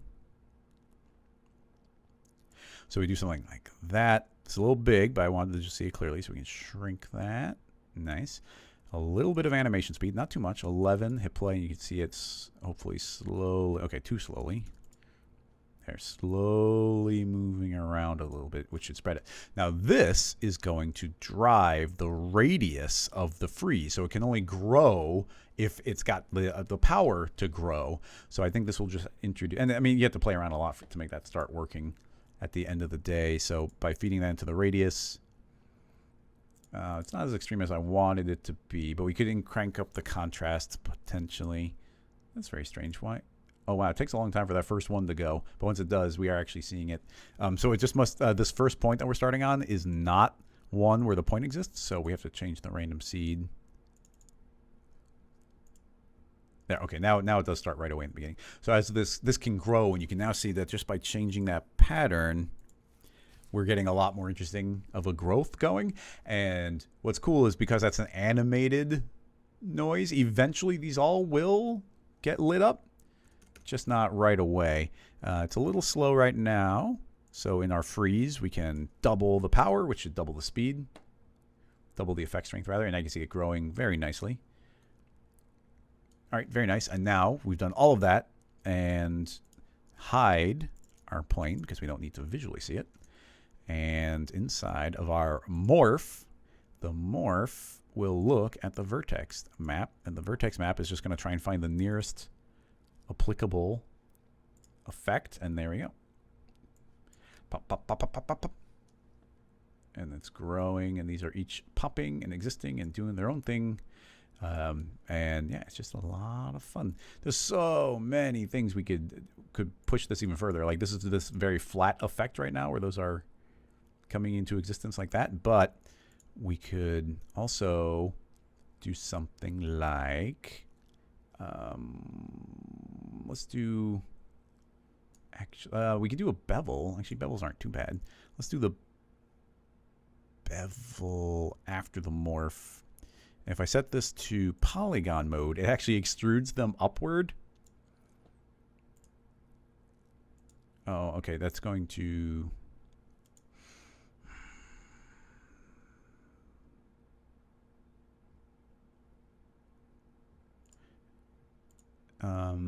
the extrude might not work because it's going to extrude them all regardless. And they're not combined, but they still extrude them individually. I guess it'd probably just be better to use the cloth. Give it some thickness. Oh yeah, there we go. That's the easier one.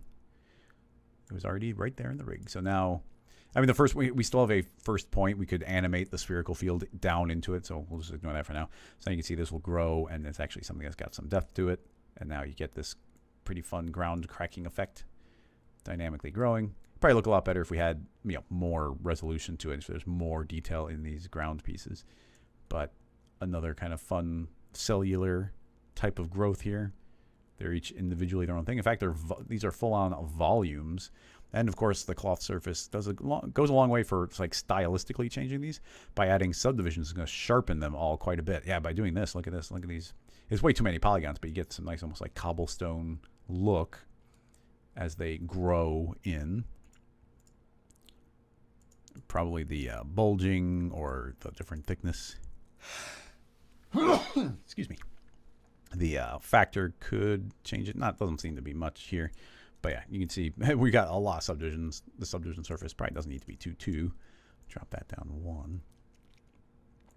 But yeah, a lot of fun to be had with these kind of rigs. And I really, the morph, creating a morph tag and then driving it with a morph deformer, which can now be driven by fields, is a incredibly powerful workflow.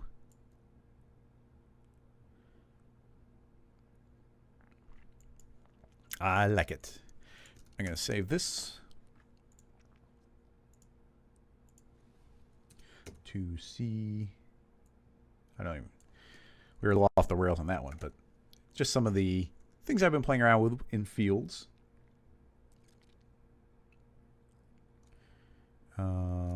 Let's see. Field growth with morph. Let's see. Definitely got time for another question. I need to tinker around more with that fracture within the fracture concept, but I do think that we hit the limitation of every time you want to go a layer deeper, you have to make another fracture and another version of the rig, and there's just a lack of elegance there. So I don't know if there was much more I would do on that. But thanks so much, Fritz, for the deeper details on that one. Sulk, what do you got? What's Tube High? It's a TikTok video. It's our first TikTok link. No, I don't want notifications. So this is Alexander Schmidt from Schmidt Official on TikTok. On Tube High, not something I'm super familiar with. Vaguely familiar with. Whoa. Is that a loop?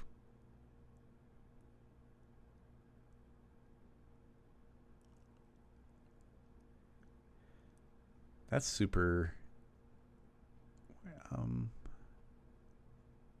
It's super crazy. Oh man. Pushing the concept. Oh my goodness. So I had been posting some stuff about sticky dynamics a month or 2 ago.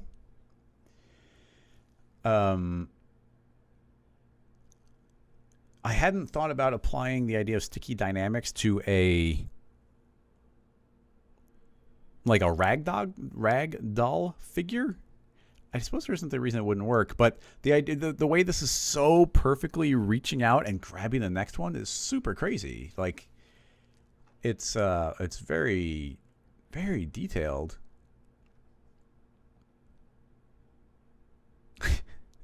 And I just don't think the dynamics would be able to handle it. But this is insane and really cool. So good job, Alexander Schmidt. I'm not sure what it's made in. There's no, oh wait, down here, loop animation. It says viral. And it says stop motion, which is odd. I don't see anything stop motion about this.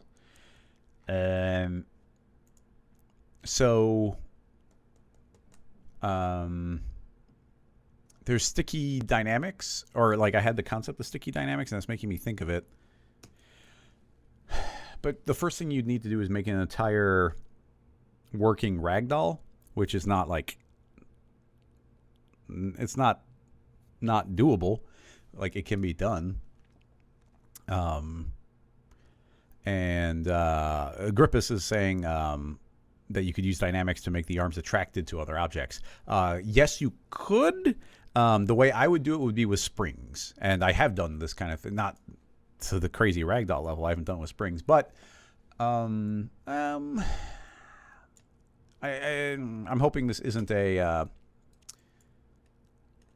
too much of a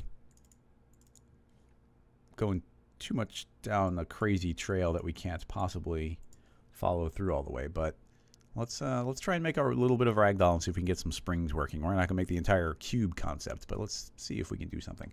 Now, just to simplify this and keep our brains intact, I'm going to combine a lot of these down. So I'm gonna say connect and delete for shin joint. What do I got to do to make the axis be correct? Okay. I want all of these to be in the same mesh. I wonder if I can do select the polygon, copy it, delete, go, paste. Yes, it works. Okay. No, it didn't. It made a new model. Select, paste, shift, paste. No. Oh, man. In R21, you can paste between models. I forget the shortcut.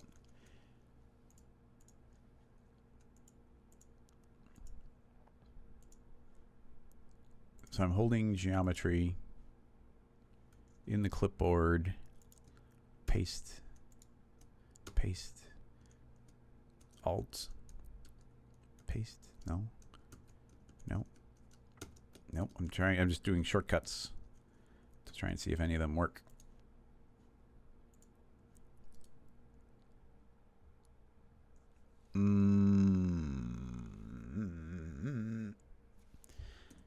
Paste. I don't remember.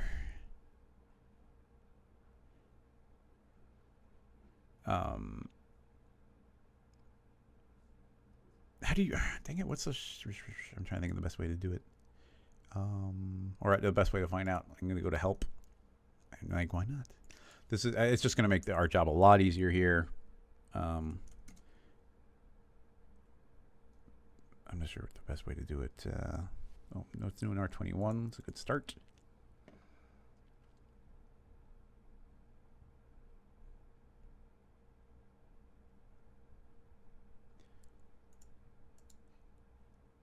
Copying and pasting points between objects. It just says Control V. If no polygon object is selected with pasting, it'll be pasted accordingly. But I was doing that, wasn't I? Undo. Do. Okay, so we got, that's an object, that's empty. Grab that, select all, copy. I've got polygons. Delete that, go to this object. There are polygons, paste. Oh, okay, it worked. I think maybe because I copied from two objects, it didn't like it. All right. So, yeah, why not? And you know, once we have this ragdoll, once we've got this ragdoll working well for us, then we'll have it forever. So worth a little bit of extra effort. Select, copy, delete, paste. I'm just merging models that are part of the same model. I don't, the legs aren't technically identical, so I got to do that as well. Select all, copy, delete, delete, foot, paste, joint, select, copy, delete, shin, paste, right joint, select, copy, delete, paste, and then we got to do it for the arms.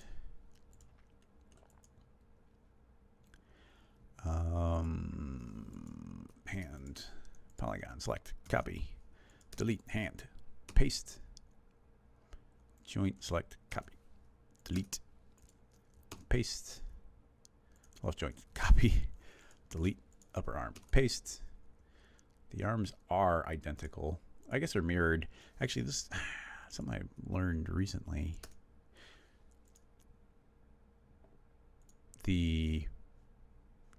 There's multiple ways of doing mirroring. I'm not a super expert in it, but if I create a copy of that and we create a symmetry object and we put that in there, the symmetry has a button called flip. And yeah, by putting in the symmetry, clicking flip, you see it automatically flipped it. There would have been multiple ways to do that, but that was also one of them. Looks like the axis needs to be set to -10. There we go. Unless the axis doesn't get flipped, and then that's a problem. Oh, the axis doesn't get flipped. Well, dang it.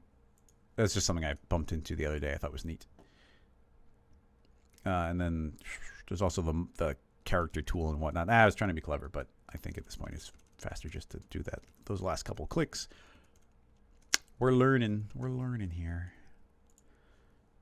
Joint, polygon, select, copy, delete, delete, hand, paste, joint, select, copy, delete, paste. One last one. Right joint, copy, delete, paste. Okay, simplified hierarchy.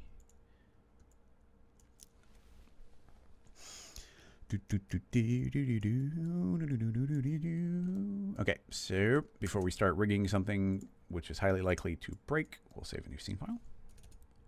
3A. Ragdoll. All right. What's the base of our ragdoll? I'm thinking the pelvis. This figure is empty. Goes away. So then we get this joint. I think we pull all these parts apart. So the pelvis will go up, and then we go to the torso, and then the upper arms, and then the lower arms, and then the hands. And then we've also got the head, but that comes from the neck. And then those are directly the legs. So the legs can also go there. What's this joint? Belly. Shins. And then those lead into shins, which lead into feet. All right. Nice. Eventually, they'll all go into a null with that material. All right, so if we were, so you see what I've done. I've simplified this, and I've exploded all the parts out into their individual elements. So now what we want to do is turn this into a ragdoll, something that we have. It's just a ragdoll completely. And we'll spend a little bit of time because, like I said, I feel like this is an investment in the future. We will continue using it and be able to go back and reference this one. So important to pay attention to this one. So all of these items will be dynamic. So simulation, rigid body, boom, they're all dynamic. We can turn off self-collision because that's not going to do anything. I don't even know if that's important, but I like to turn it off sometimes. So now we just need to start making connections. So under dynamics, under simulate dynamics, we have a connector. what are we connecting? I'm going to make this a child of the pelvis. It's always, the rule I'm going to use is the connector goes into the parent, the thing that comes earlier. So we're starting with the hips. 0 out, hitting our nice reset PSR button. Now this is not where it pivots from, so maybe I'll break the rule I just set immediately because the pivots are actually in the belly. And so if I reset PSR, the pivot is actually where we want it to be. Now we can feed this.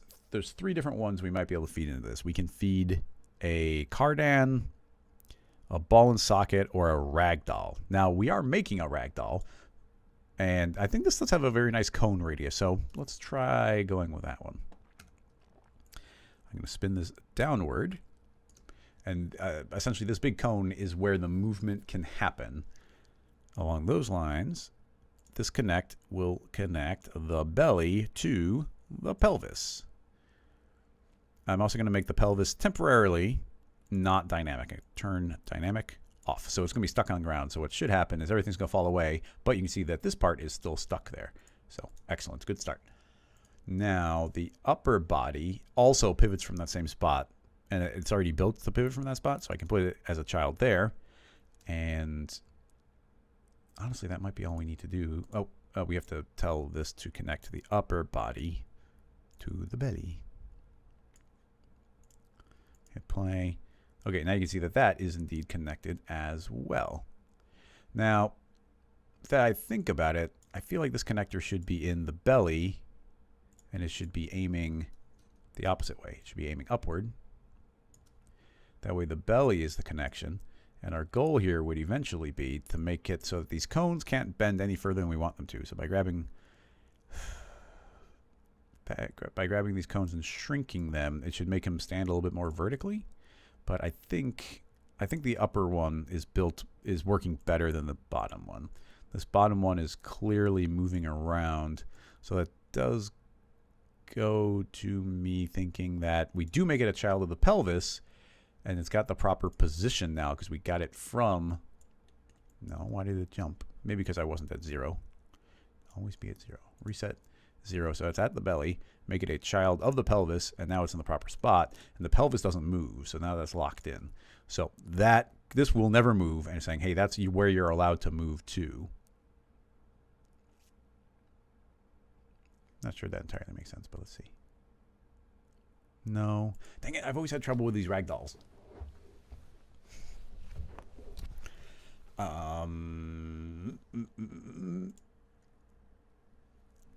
If we're going to be logical about this, we need to just more clearly see what we're doing. So if I make a cylinder and I put that on here, I can make this a child of the belly.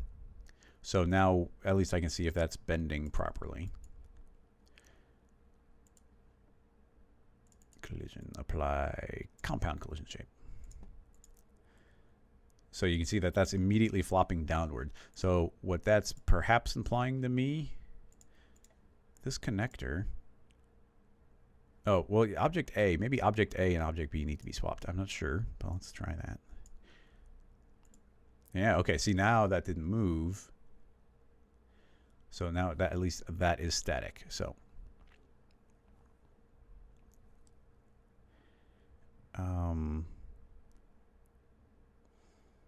now only pay attention to, I'm going to turn that off temporarily. We should only pay attention to what that is rotating. And it's really throwing me off because the cone, like it's immediately ignoring the cone. I would think that this would be like very tightly trapped in there. It's connecting the pelvis to the belly.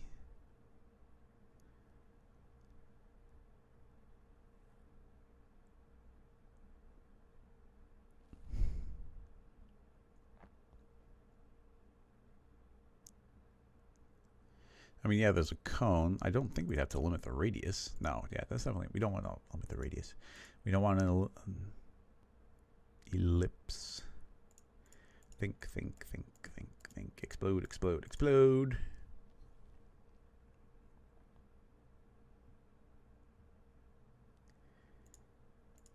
I've literally dealt with these problems before, and I'm just not recalling. I'm gonna flip it downward just to see if it does anything.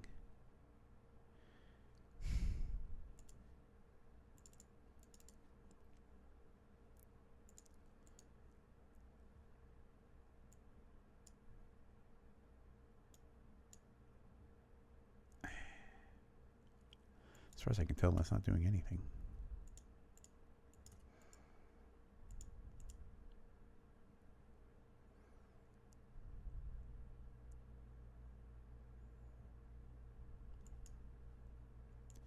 Just need to observe this. I feel like I see it hit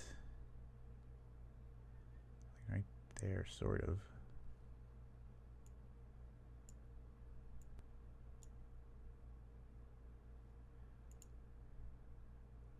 Yeah, see, it feels like that's hitting a cone. And what's up with these wings flying out? Like, what is that connection there? These axes are very clean right now. We went out of our way to make them clean. So what is that?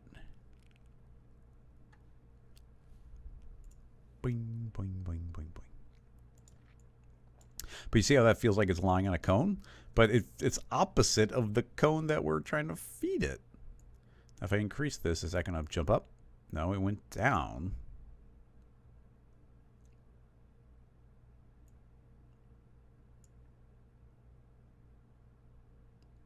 Andrew, you're saying IK dynamics. Yes, I agree. That won't do us any good here. We need full dynamics for the rig we're building. Now, I mean, the ball and socket doesn't have any of the limitations. I mean, even the ragdoll, I mean, it's working if we just allow it to do its thing. So if you do, I don't want to, like I said, I want to spend the time to make this right. But, you know, you could just simplify. If we do the connector, it just rotates in all directions. So it's not worried about the ragdoll.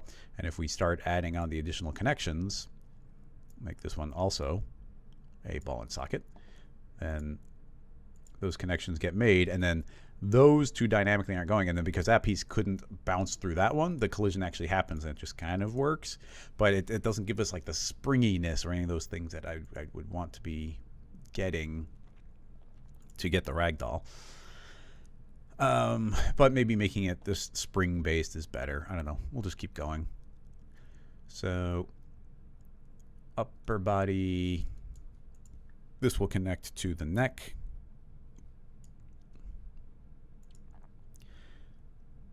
And the connector should be where the neck is. So I'm going to reset the PSR onto the neck, but then put that back into the body. So now I think that now the neck is stuck. And then we make another one in the neck, which still pivots from the same spot, and it's going to go from the neck to the head. And now the head should be connected as well. Blink. Nice, not too difficult there. Same idea is we're going to go to the right thigh. Those are pivoting from their own spot, so I think I'll drop it there, reset the PSR into its leg. It's going to go from the right thigh to the pelvis. Excellent. Left thigh, reset PSR.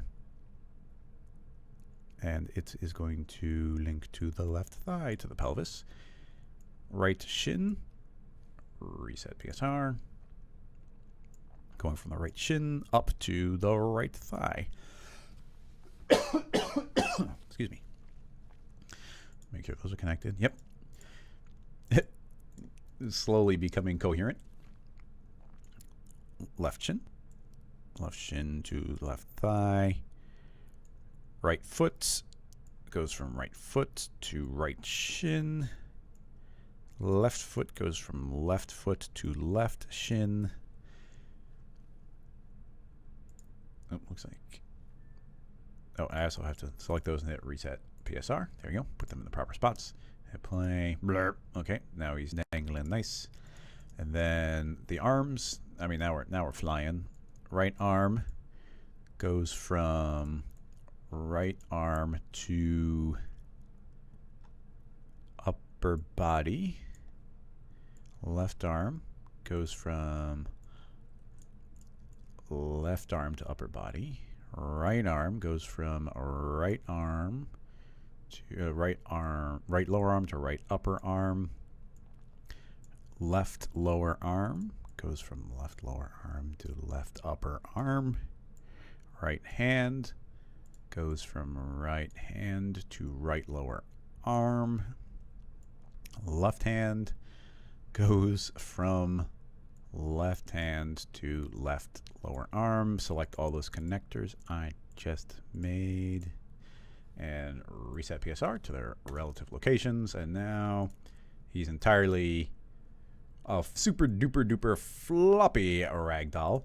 Now, that's fine.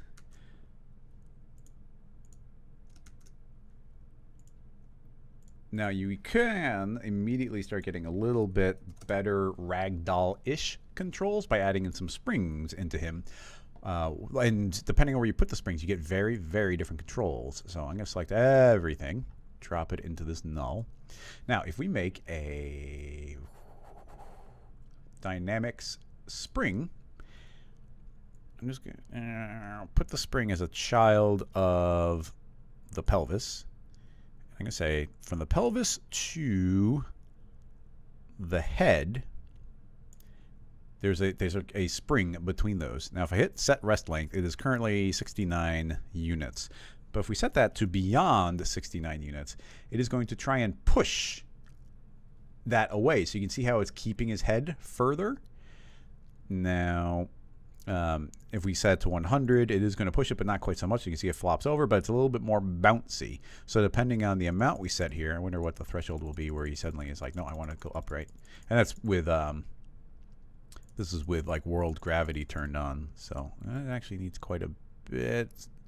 175. I don't know. We were like super close with the 200. So about maybe 175. We want to be round numbers. It's enough to try and kind of keep, no, it's still flopping over. But in general, yeah, I guess 200 is a pretty good number. In general, it's trying to keep that straight. So it's just kind of a cool thing. You can start layering stuff up like that.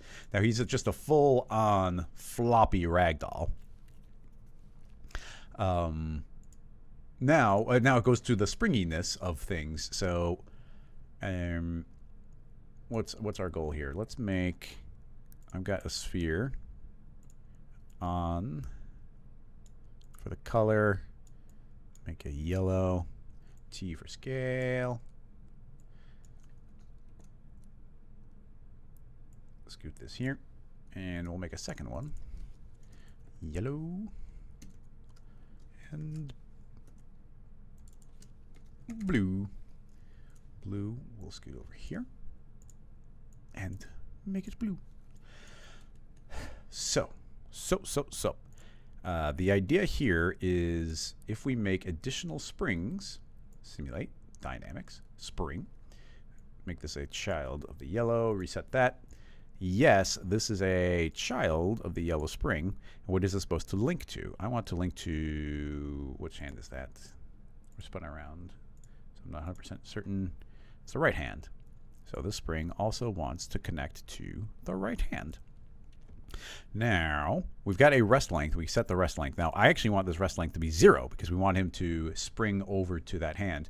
In addition to that, let's turn the pelvis back on so it's dynamic. So now it should just fall away. But this spring wants the distance to be 0. Now, springs are twitchy. They're not the smoothest of things. So they can explode. So let's just see what happens if we play. So I'm going to play, and you can see it's connected, but nowhere near strong enough to pull him to it. So, although it's bringing back a little bit. So we've got stiffness. So I'm going to go 10 times as strong to 10. Whoa! Okay, so now at the beginning, it's 10. And now you can see it's strong enough where it's kind of pulling them to it. Now, you got to be careful, because if we go to 100, I think we start getting to the range where it's going to get very twitchy. You can see there's a lot. It can't handle it quite as well. So yeah, things start fighting you a lot. Now damping pulls the energy out. Yeah, okay, we can go beyond 100. Yeah, damping, that's not working great. We can do different limits, rest length. Yeah, even that, we can maybe give it a couple. Yeah, it fights. See, this is where the springs, like the spring is like, it is the solution you want, but clearly it's not enough. Like even here, you see we're nowhere near the connection, but you can see already that it's fighting his hand. Now, of course, some of the natural things you do is go into our Control D to go into our project settings, go to Dynamics, under Expert. Let's go 3 times as many frames. That should make things smoother. Not perfect, but smoother.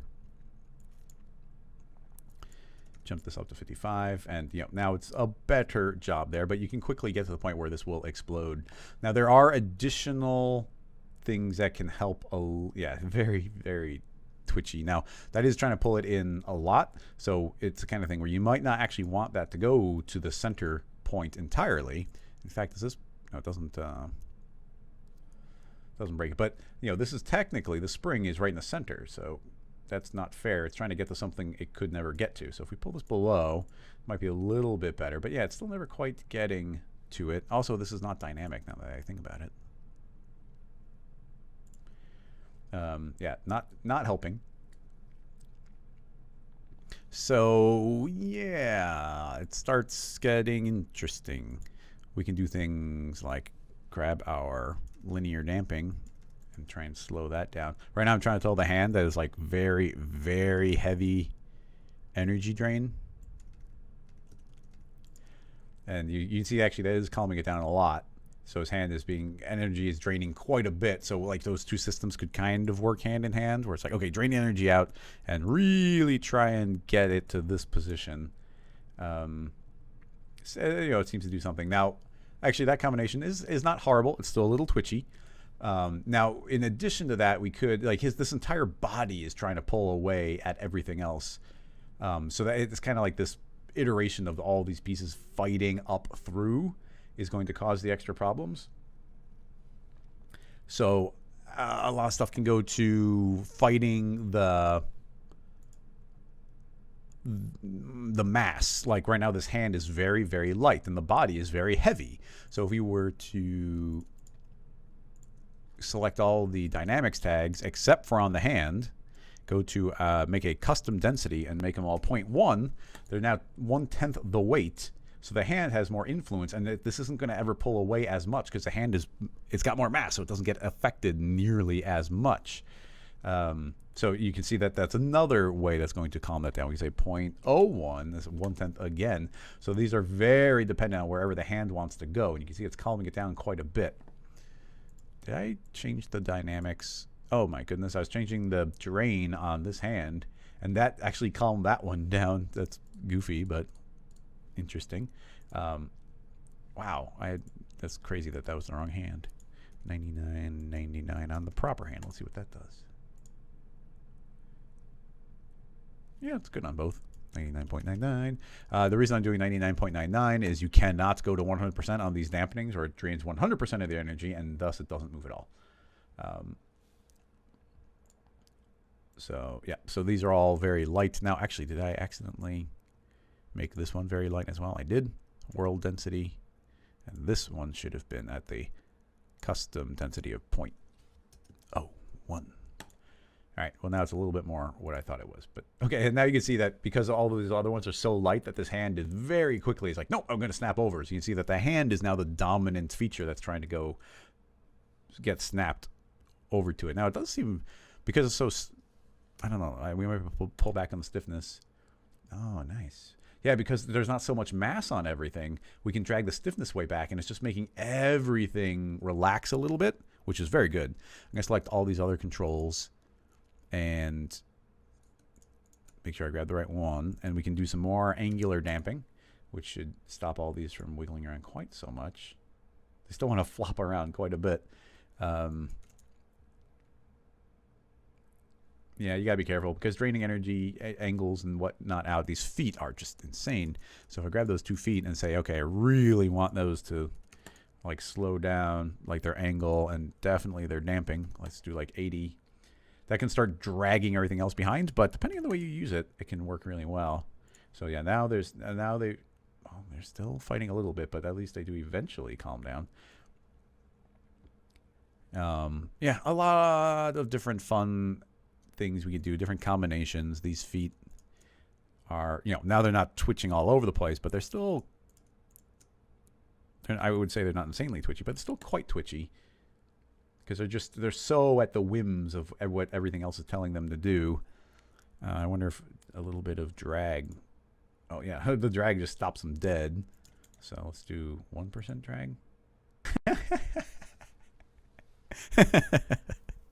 Okay, adding 1% drag just to the feet. Look at how he swings across. There's such a daintiness to it. It's adorable.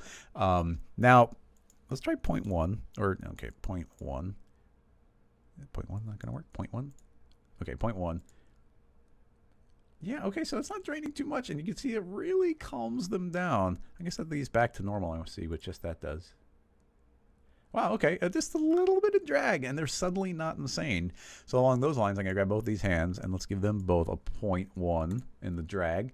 And now that hand will be a little bit more elegant in the way it wants to flop around. So that's not something I've ever specifically tried, but that does go a long way to making that a little more reasonable.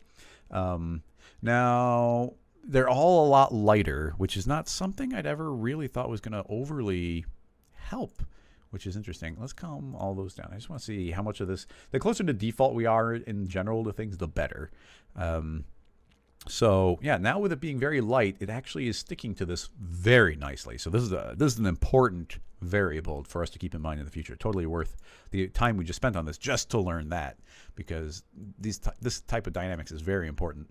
So I'm going to let's put a second spring on the blue sphere, and this one wants to connect to the left hand and the blue sphere. Looks like it's going to center of mass. I'm going to say, actually, if we say none, is it just the, yeah, if I say none, it's just the spring. I'm going to do the same thing here. Just go to the spring, not the top. All right, so now that's going to try and pull in both directions. I'm not sure why one of them won out over the other. Are they the same? Okay, I think it's going to put both. Okay, they're both on the same custom mass. Oh, that's so interesting. If the mass is stronger on it, it does become dominant. The mass is, okay, on the spring, mass is like #1 variable. Very interesting. Now, there's a lot of things. Now, oh man, I'm not saying this to be derogative. There's a person who makes, I should know his name. I'm totally blanking on it. I've met him, who makes like I said, not being derogative. He makes like the shitty animations, or it's like the dynamics driven animations where everything's all floppy and super crazy and whatnot.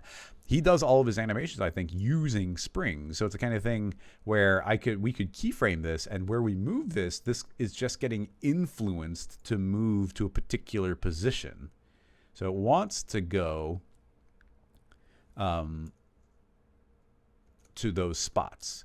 Actually, now that I think about it, these are both pulling equally, but it's not overly taut up on the top. If we create, oh, amazing. Yeah, the stiffness matters, and if we grab the mass of these hands and make the hands 10 times as heavy, I think we'll see them jump up in the air a little bit. Yeah, look at that. So the stiffness and the density are directly related. So a little bit of extra heaviness on there goes a long way.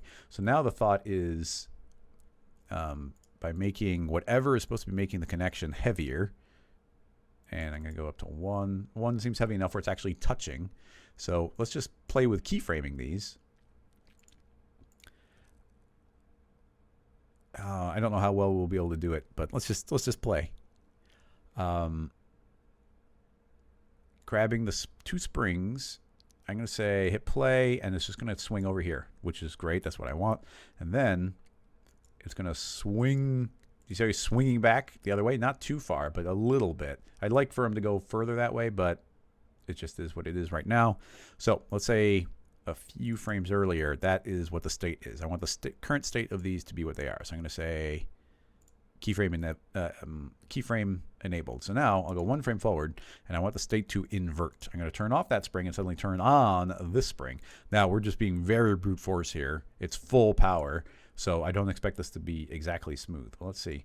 He's going to be connected, swing, and as he swings back, hopefully kind of at the peak, he's suddenly going to be pulled to the other one.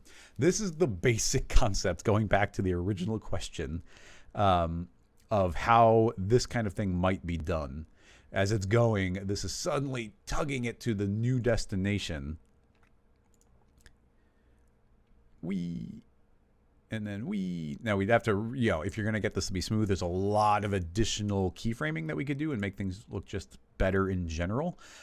For instance, at the beginning, I'm going to kill off all the keyframes by holding on Control and Shift as I click the dot. So now just this one's on. So this is going to be swinging over here. That's all fine. And swinging. And now right around here, let's say that we don't keyframe the enable. Let's say we keyframe the strength. And let's say both of them were on, but this one had a stiffness of 0, and this one currently has a stiffness of 11. So I'll keyframe that instead. And now, over the course of those frames there, I will transition this one being to stiffness 11, keyframe that, and this one has transitioned to stiffness 0. So let's see if this is a little bit smoother of a transition. Swing completely freely, and then suddenly this is getting some more pull. Whee!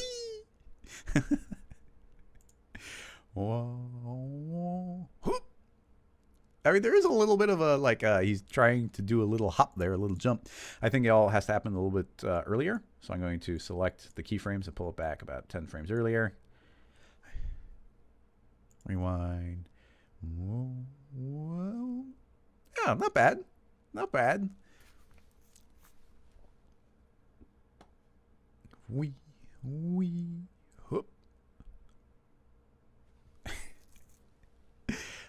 Yeah, I think there's a lot of fun to be had here.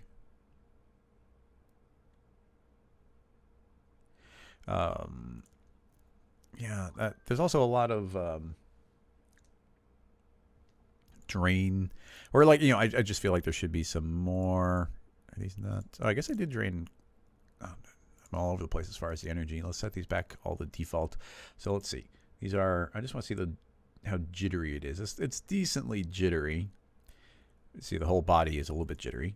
So let's jump this up to 55 and see if that chills out the jitter.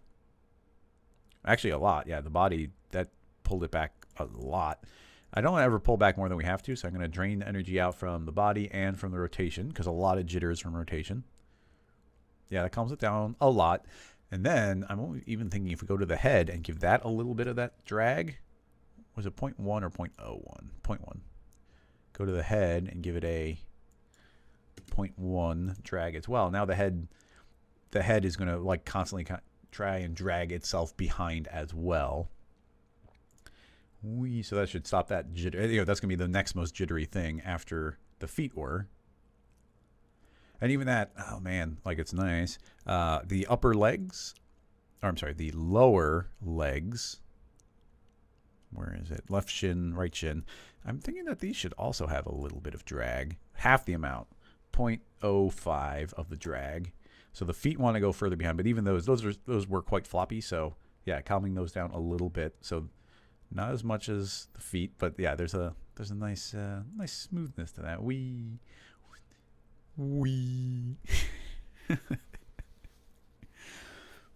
Now, you can just imagine the fun that you could start having. He's swinging from there.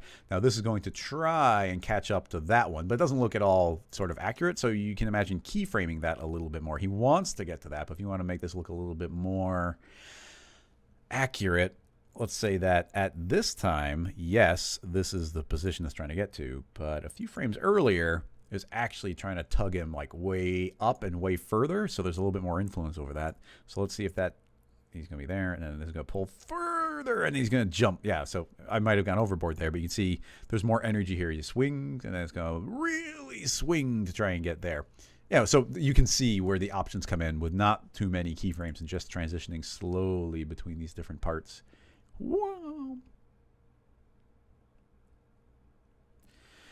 Just looking at the way the ragdoll works, I mean, it's always supposed to be from the hips, but I do feel like it would be a little bit better if we had done it from the center point. You can definitely feel the, yeah, a little bit. The hips are dragging behind. I don't know. Maybe that's not wrong. I'm not sure. Where's that pelvis spring? I'm going to turn that off. Yeah, we can turn that off, and now this is just going to flop over. Just want to see what that looks like. Yep. Even floppier is even better, so I'm not complaining. Ugh. He's lost the will to live. Woo! Yeah, we could... there's something here. I don't know what it is. I don't know what it is, but it's pretty great. Oh, somebody wants a third swing. I think we can do that. What's...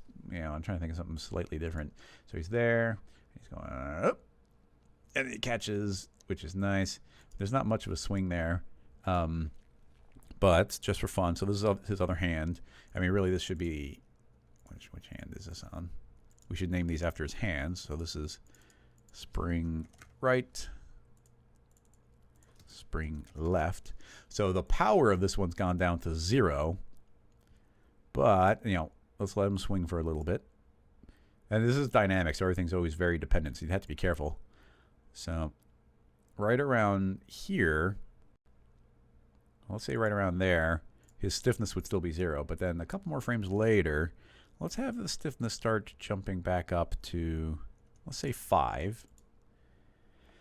And then, back at this time. No. Back at, I guess, that time right there. 1 extra frame. Let's make sure that the coordinates are recorded. And now, 1 frame later, as it begins activating, I want him to swing further this way. So let's record that. Let's see where we are. We always have to be very dependent on where we were before. So all power leaves, he swings, and then suddenly he's trying to get over there. So there'll be a little bit of power. Looks like that all should happen a little bit quicker. So I'm going to scoot that all back 10 frames earlier. Swing, swing, and then activates, and that's going to pull him further this way, which does seem to be working. But I want it to be further. Then just being further it's kind of like making it also more powerful. So he swings back. Hoop. Yeah. Another 5 frames earlier. Yeah. And then keyframe again. I'm not sure. I mean, I'm not sure if you want to pull him, because now my inclination would be, okay, he's been pulled up there. Let him freely drop back down. So 1 frame earlier, stiffness. 1 frame later, 0. And now he's free to begin just flopping back, in which case this will jump back to that location, be keyframed there, and right around now, the stiffness will go from 0 to right around maybe there. That will jump back up to 11. Hup. Wee. Hup. Wee. Yeah, okay, that's got to be way earlier.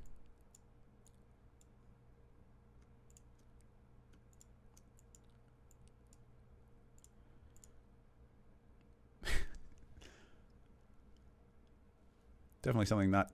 I forgot to turn off the other hand. That'll make it tough. And unfortunately, we always have to play it from the beginning. Right around there. Blue spring, left spring. 1 frame forward. 0. Hooah! That was a pretty good swing over there. Wee. Wee. Whoa! Looks like there's some sort of curvature in there that's introducing additional elements. And the danger of this, I mean, it's fun. I like it. The danger of this is that any change to dynamics whatsoever could completely change the way the entire simulation goes. So you could not ever count on this behaving properly. Because if the head swings slightly differently, then maybe the way it swings over here is completely different, which will completely change the way something else swings. So there's a lot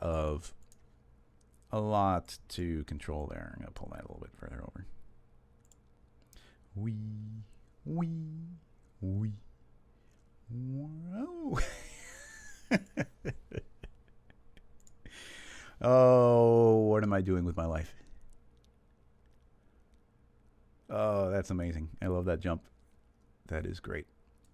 And I mean, not to put too fine a point on it, like this is all absolutely great, but this is the best way ever to flip from one shape to another is to dive between your own legs. Having done all of this, let's see, we're going to name this Mazo. We're going to make a Mazo 2. Should not make copies at not 0. So now we've got a second one, and it's his, let's see, that it's his sister. So we'll make her a nice light purple. And then at this point, she comes swinging in out of nowhere to catch his hand. So we will put a spring into her left hand, 0 that out. Yeah, and this is going to go from her left hand to his right hand. It's kind of weird where that's jumping. Reset PSR. Center of mass, center of mass. No keyframes. 1, let's go 11. Why is that? There's the hand. Here's the... Oh, it was still keyframed. That's the trouble. Go away, keyframes. Reset PSR. It still looks a little weird. Oh, there. It does reset at 0. Okay. So they're going to try and snap to the same place. She's not supposed to come in until later, but let's just see what happens here. Whee! So you can see, like, just creating the concept of the ragdoll here is opening up a lot of opportunities to make them be more interesting. This swing is brilliant. Ooh, very, very elegant. So yes, a lot of fun to be had there. Okay. We are going to wrap up. We're almost a half hour late, but it was totally worth it. We'll be playing with these more in the future for sure.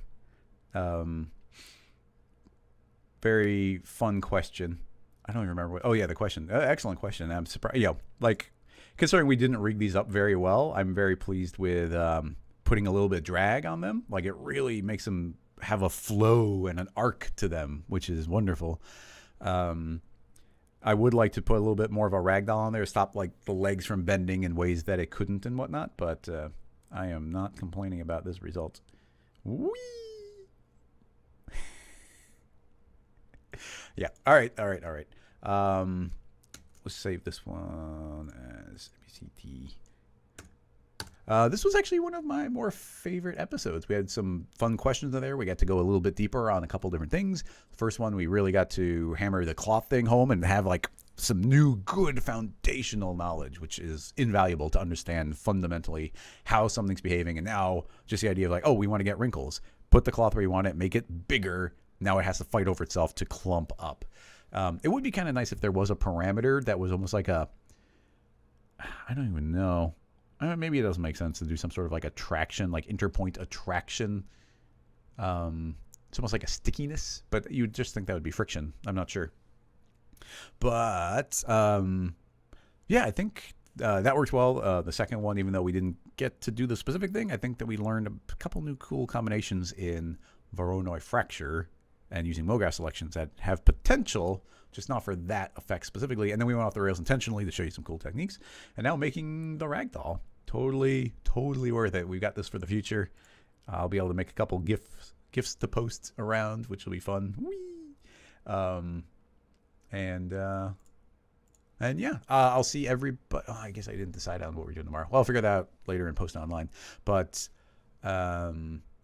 that should wrap this one up. Thank you so much, everybody, for the questions. Thank you so much for coming and just hanging out. And I'll say goodbye here, but a big thanks to everyone who supports on Patreon. You'll have some really fun files to play with this time. So I'm going to play the thank you, and I'll see everybody online and back here in 1 week. Bye-bye, everybody.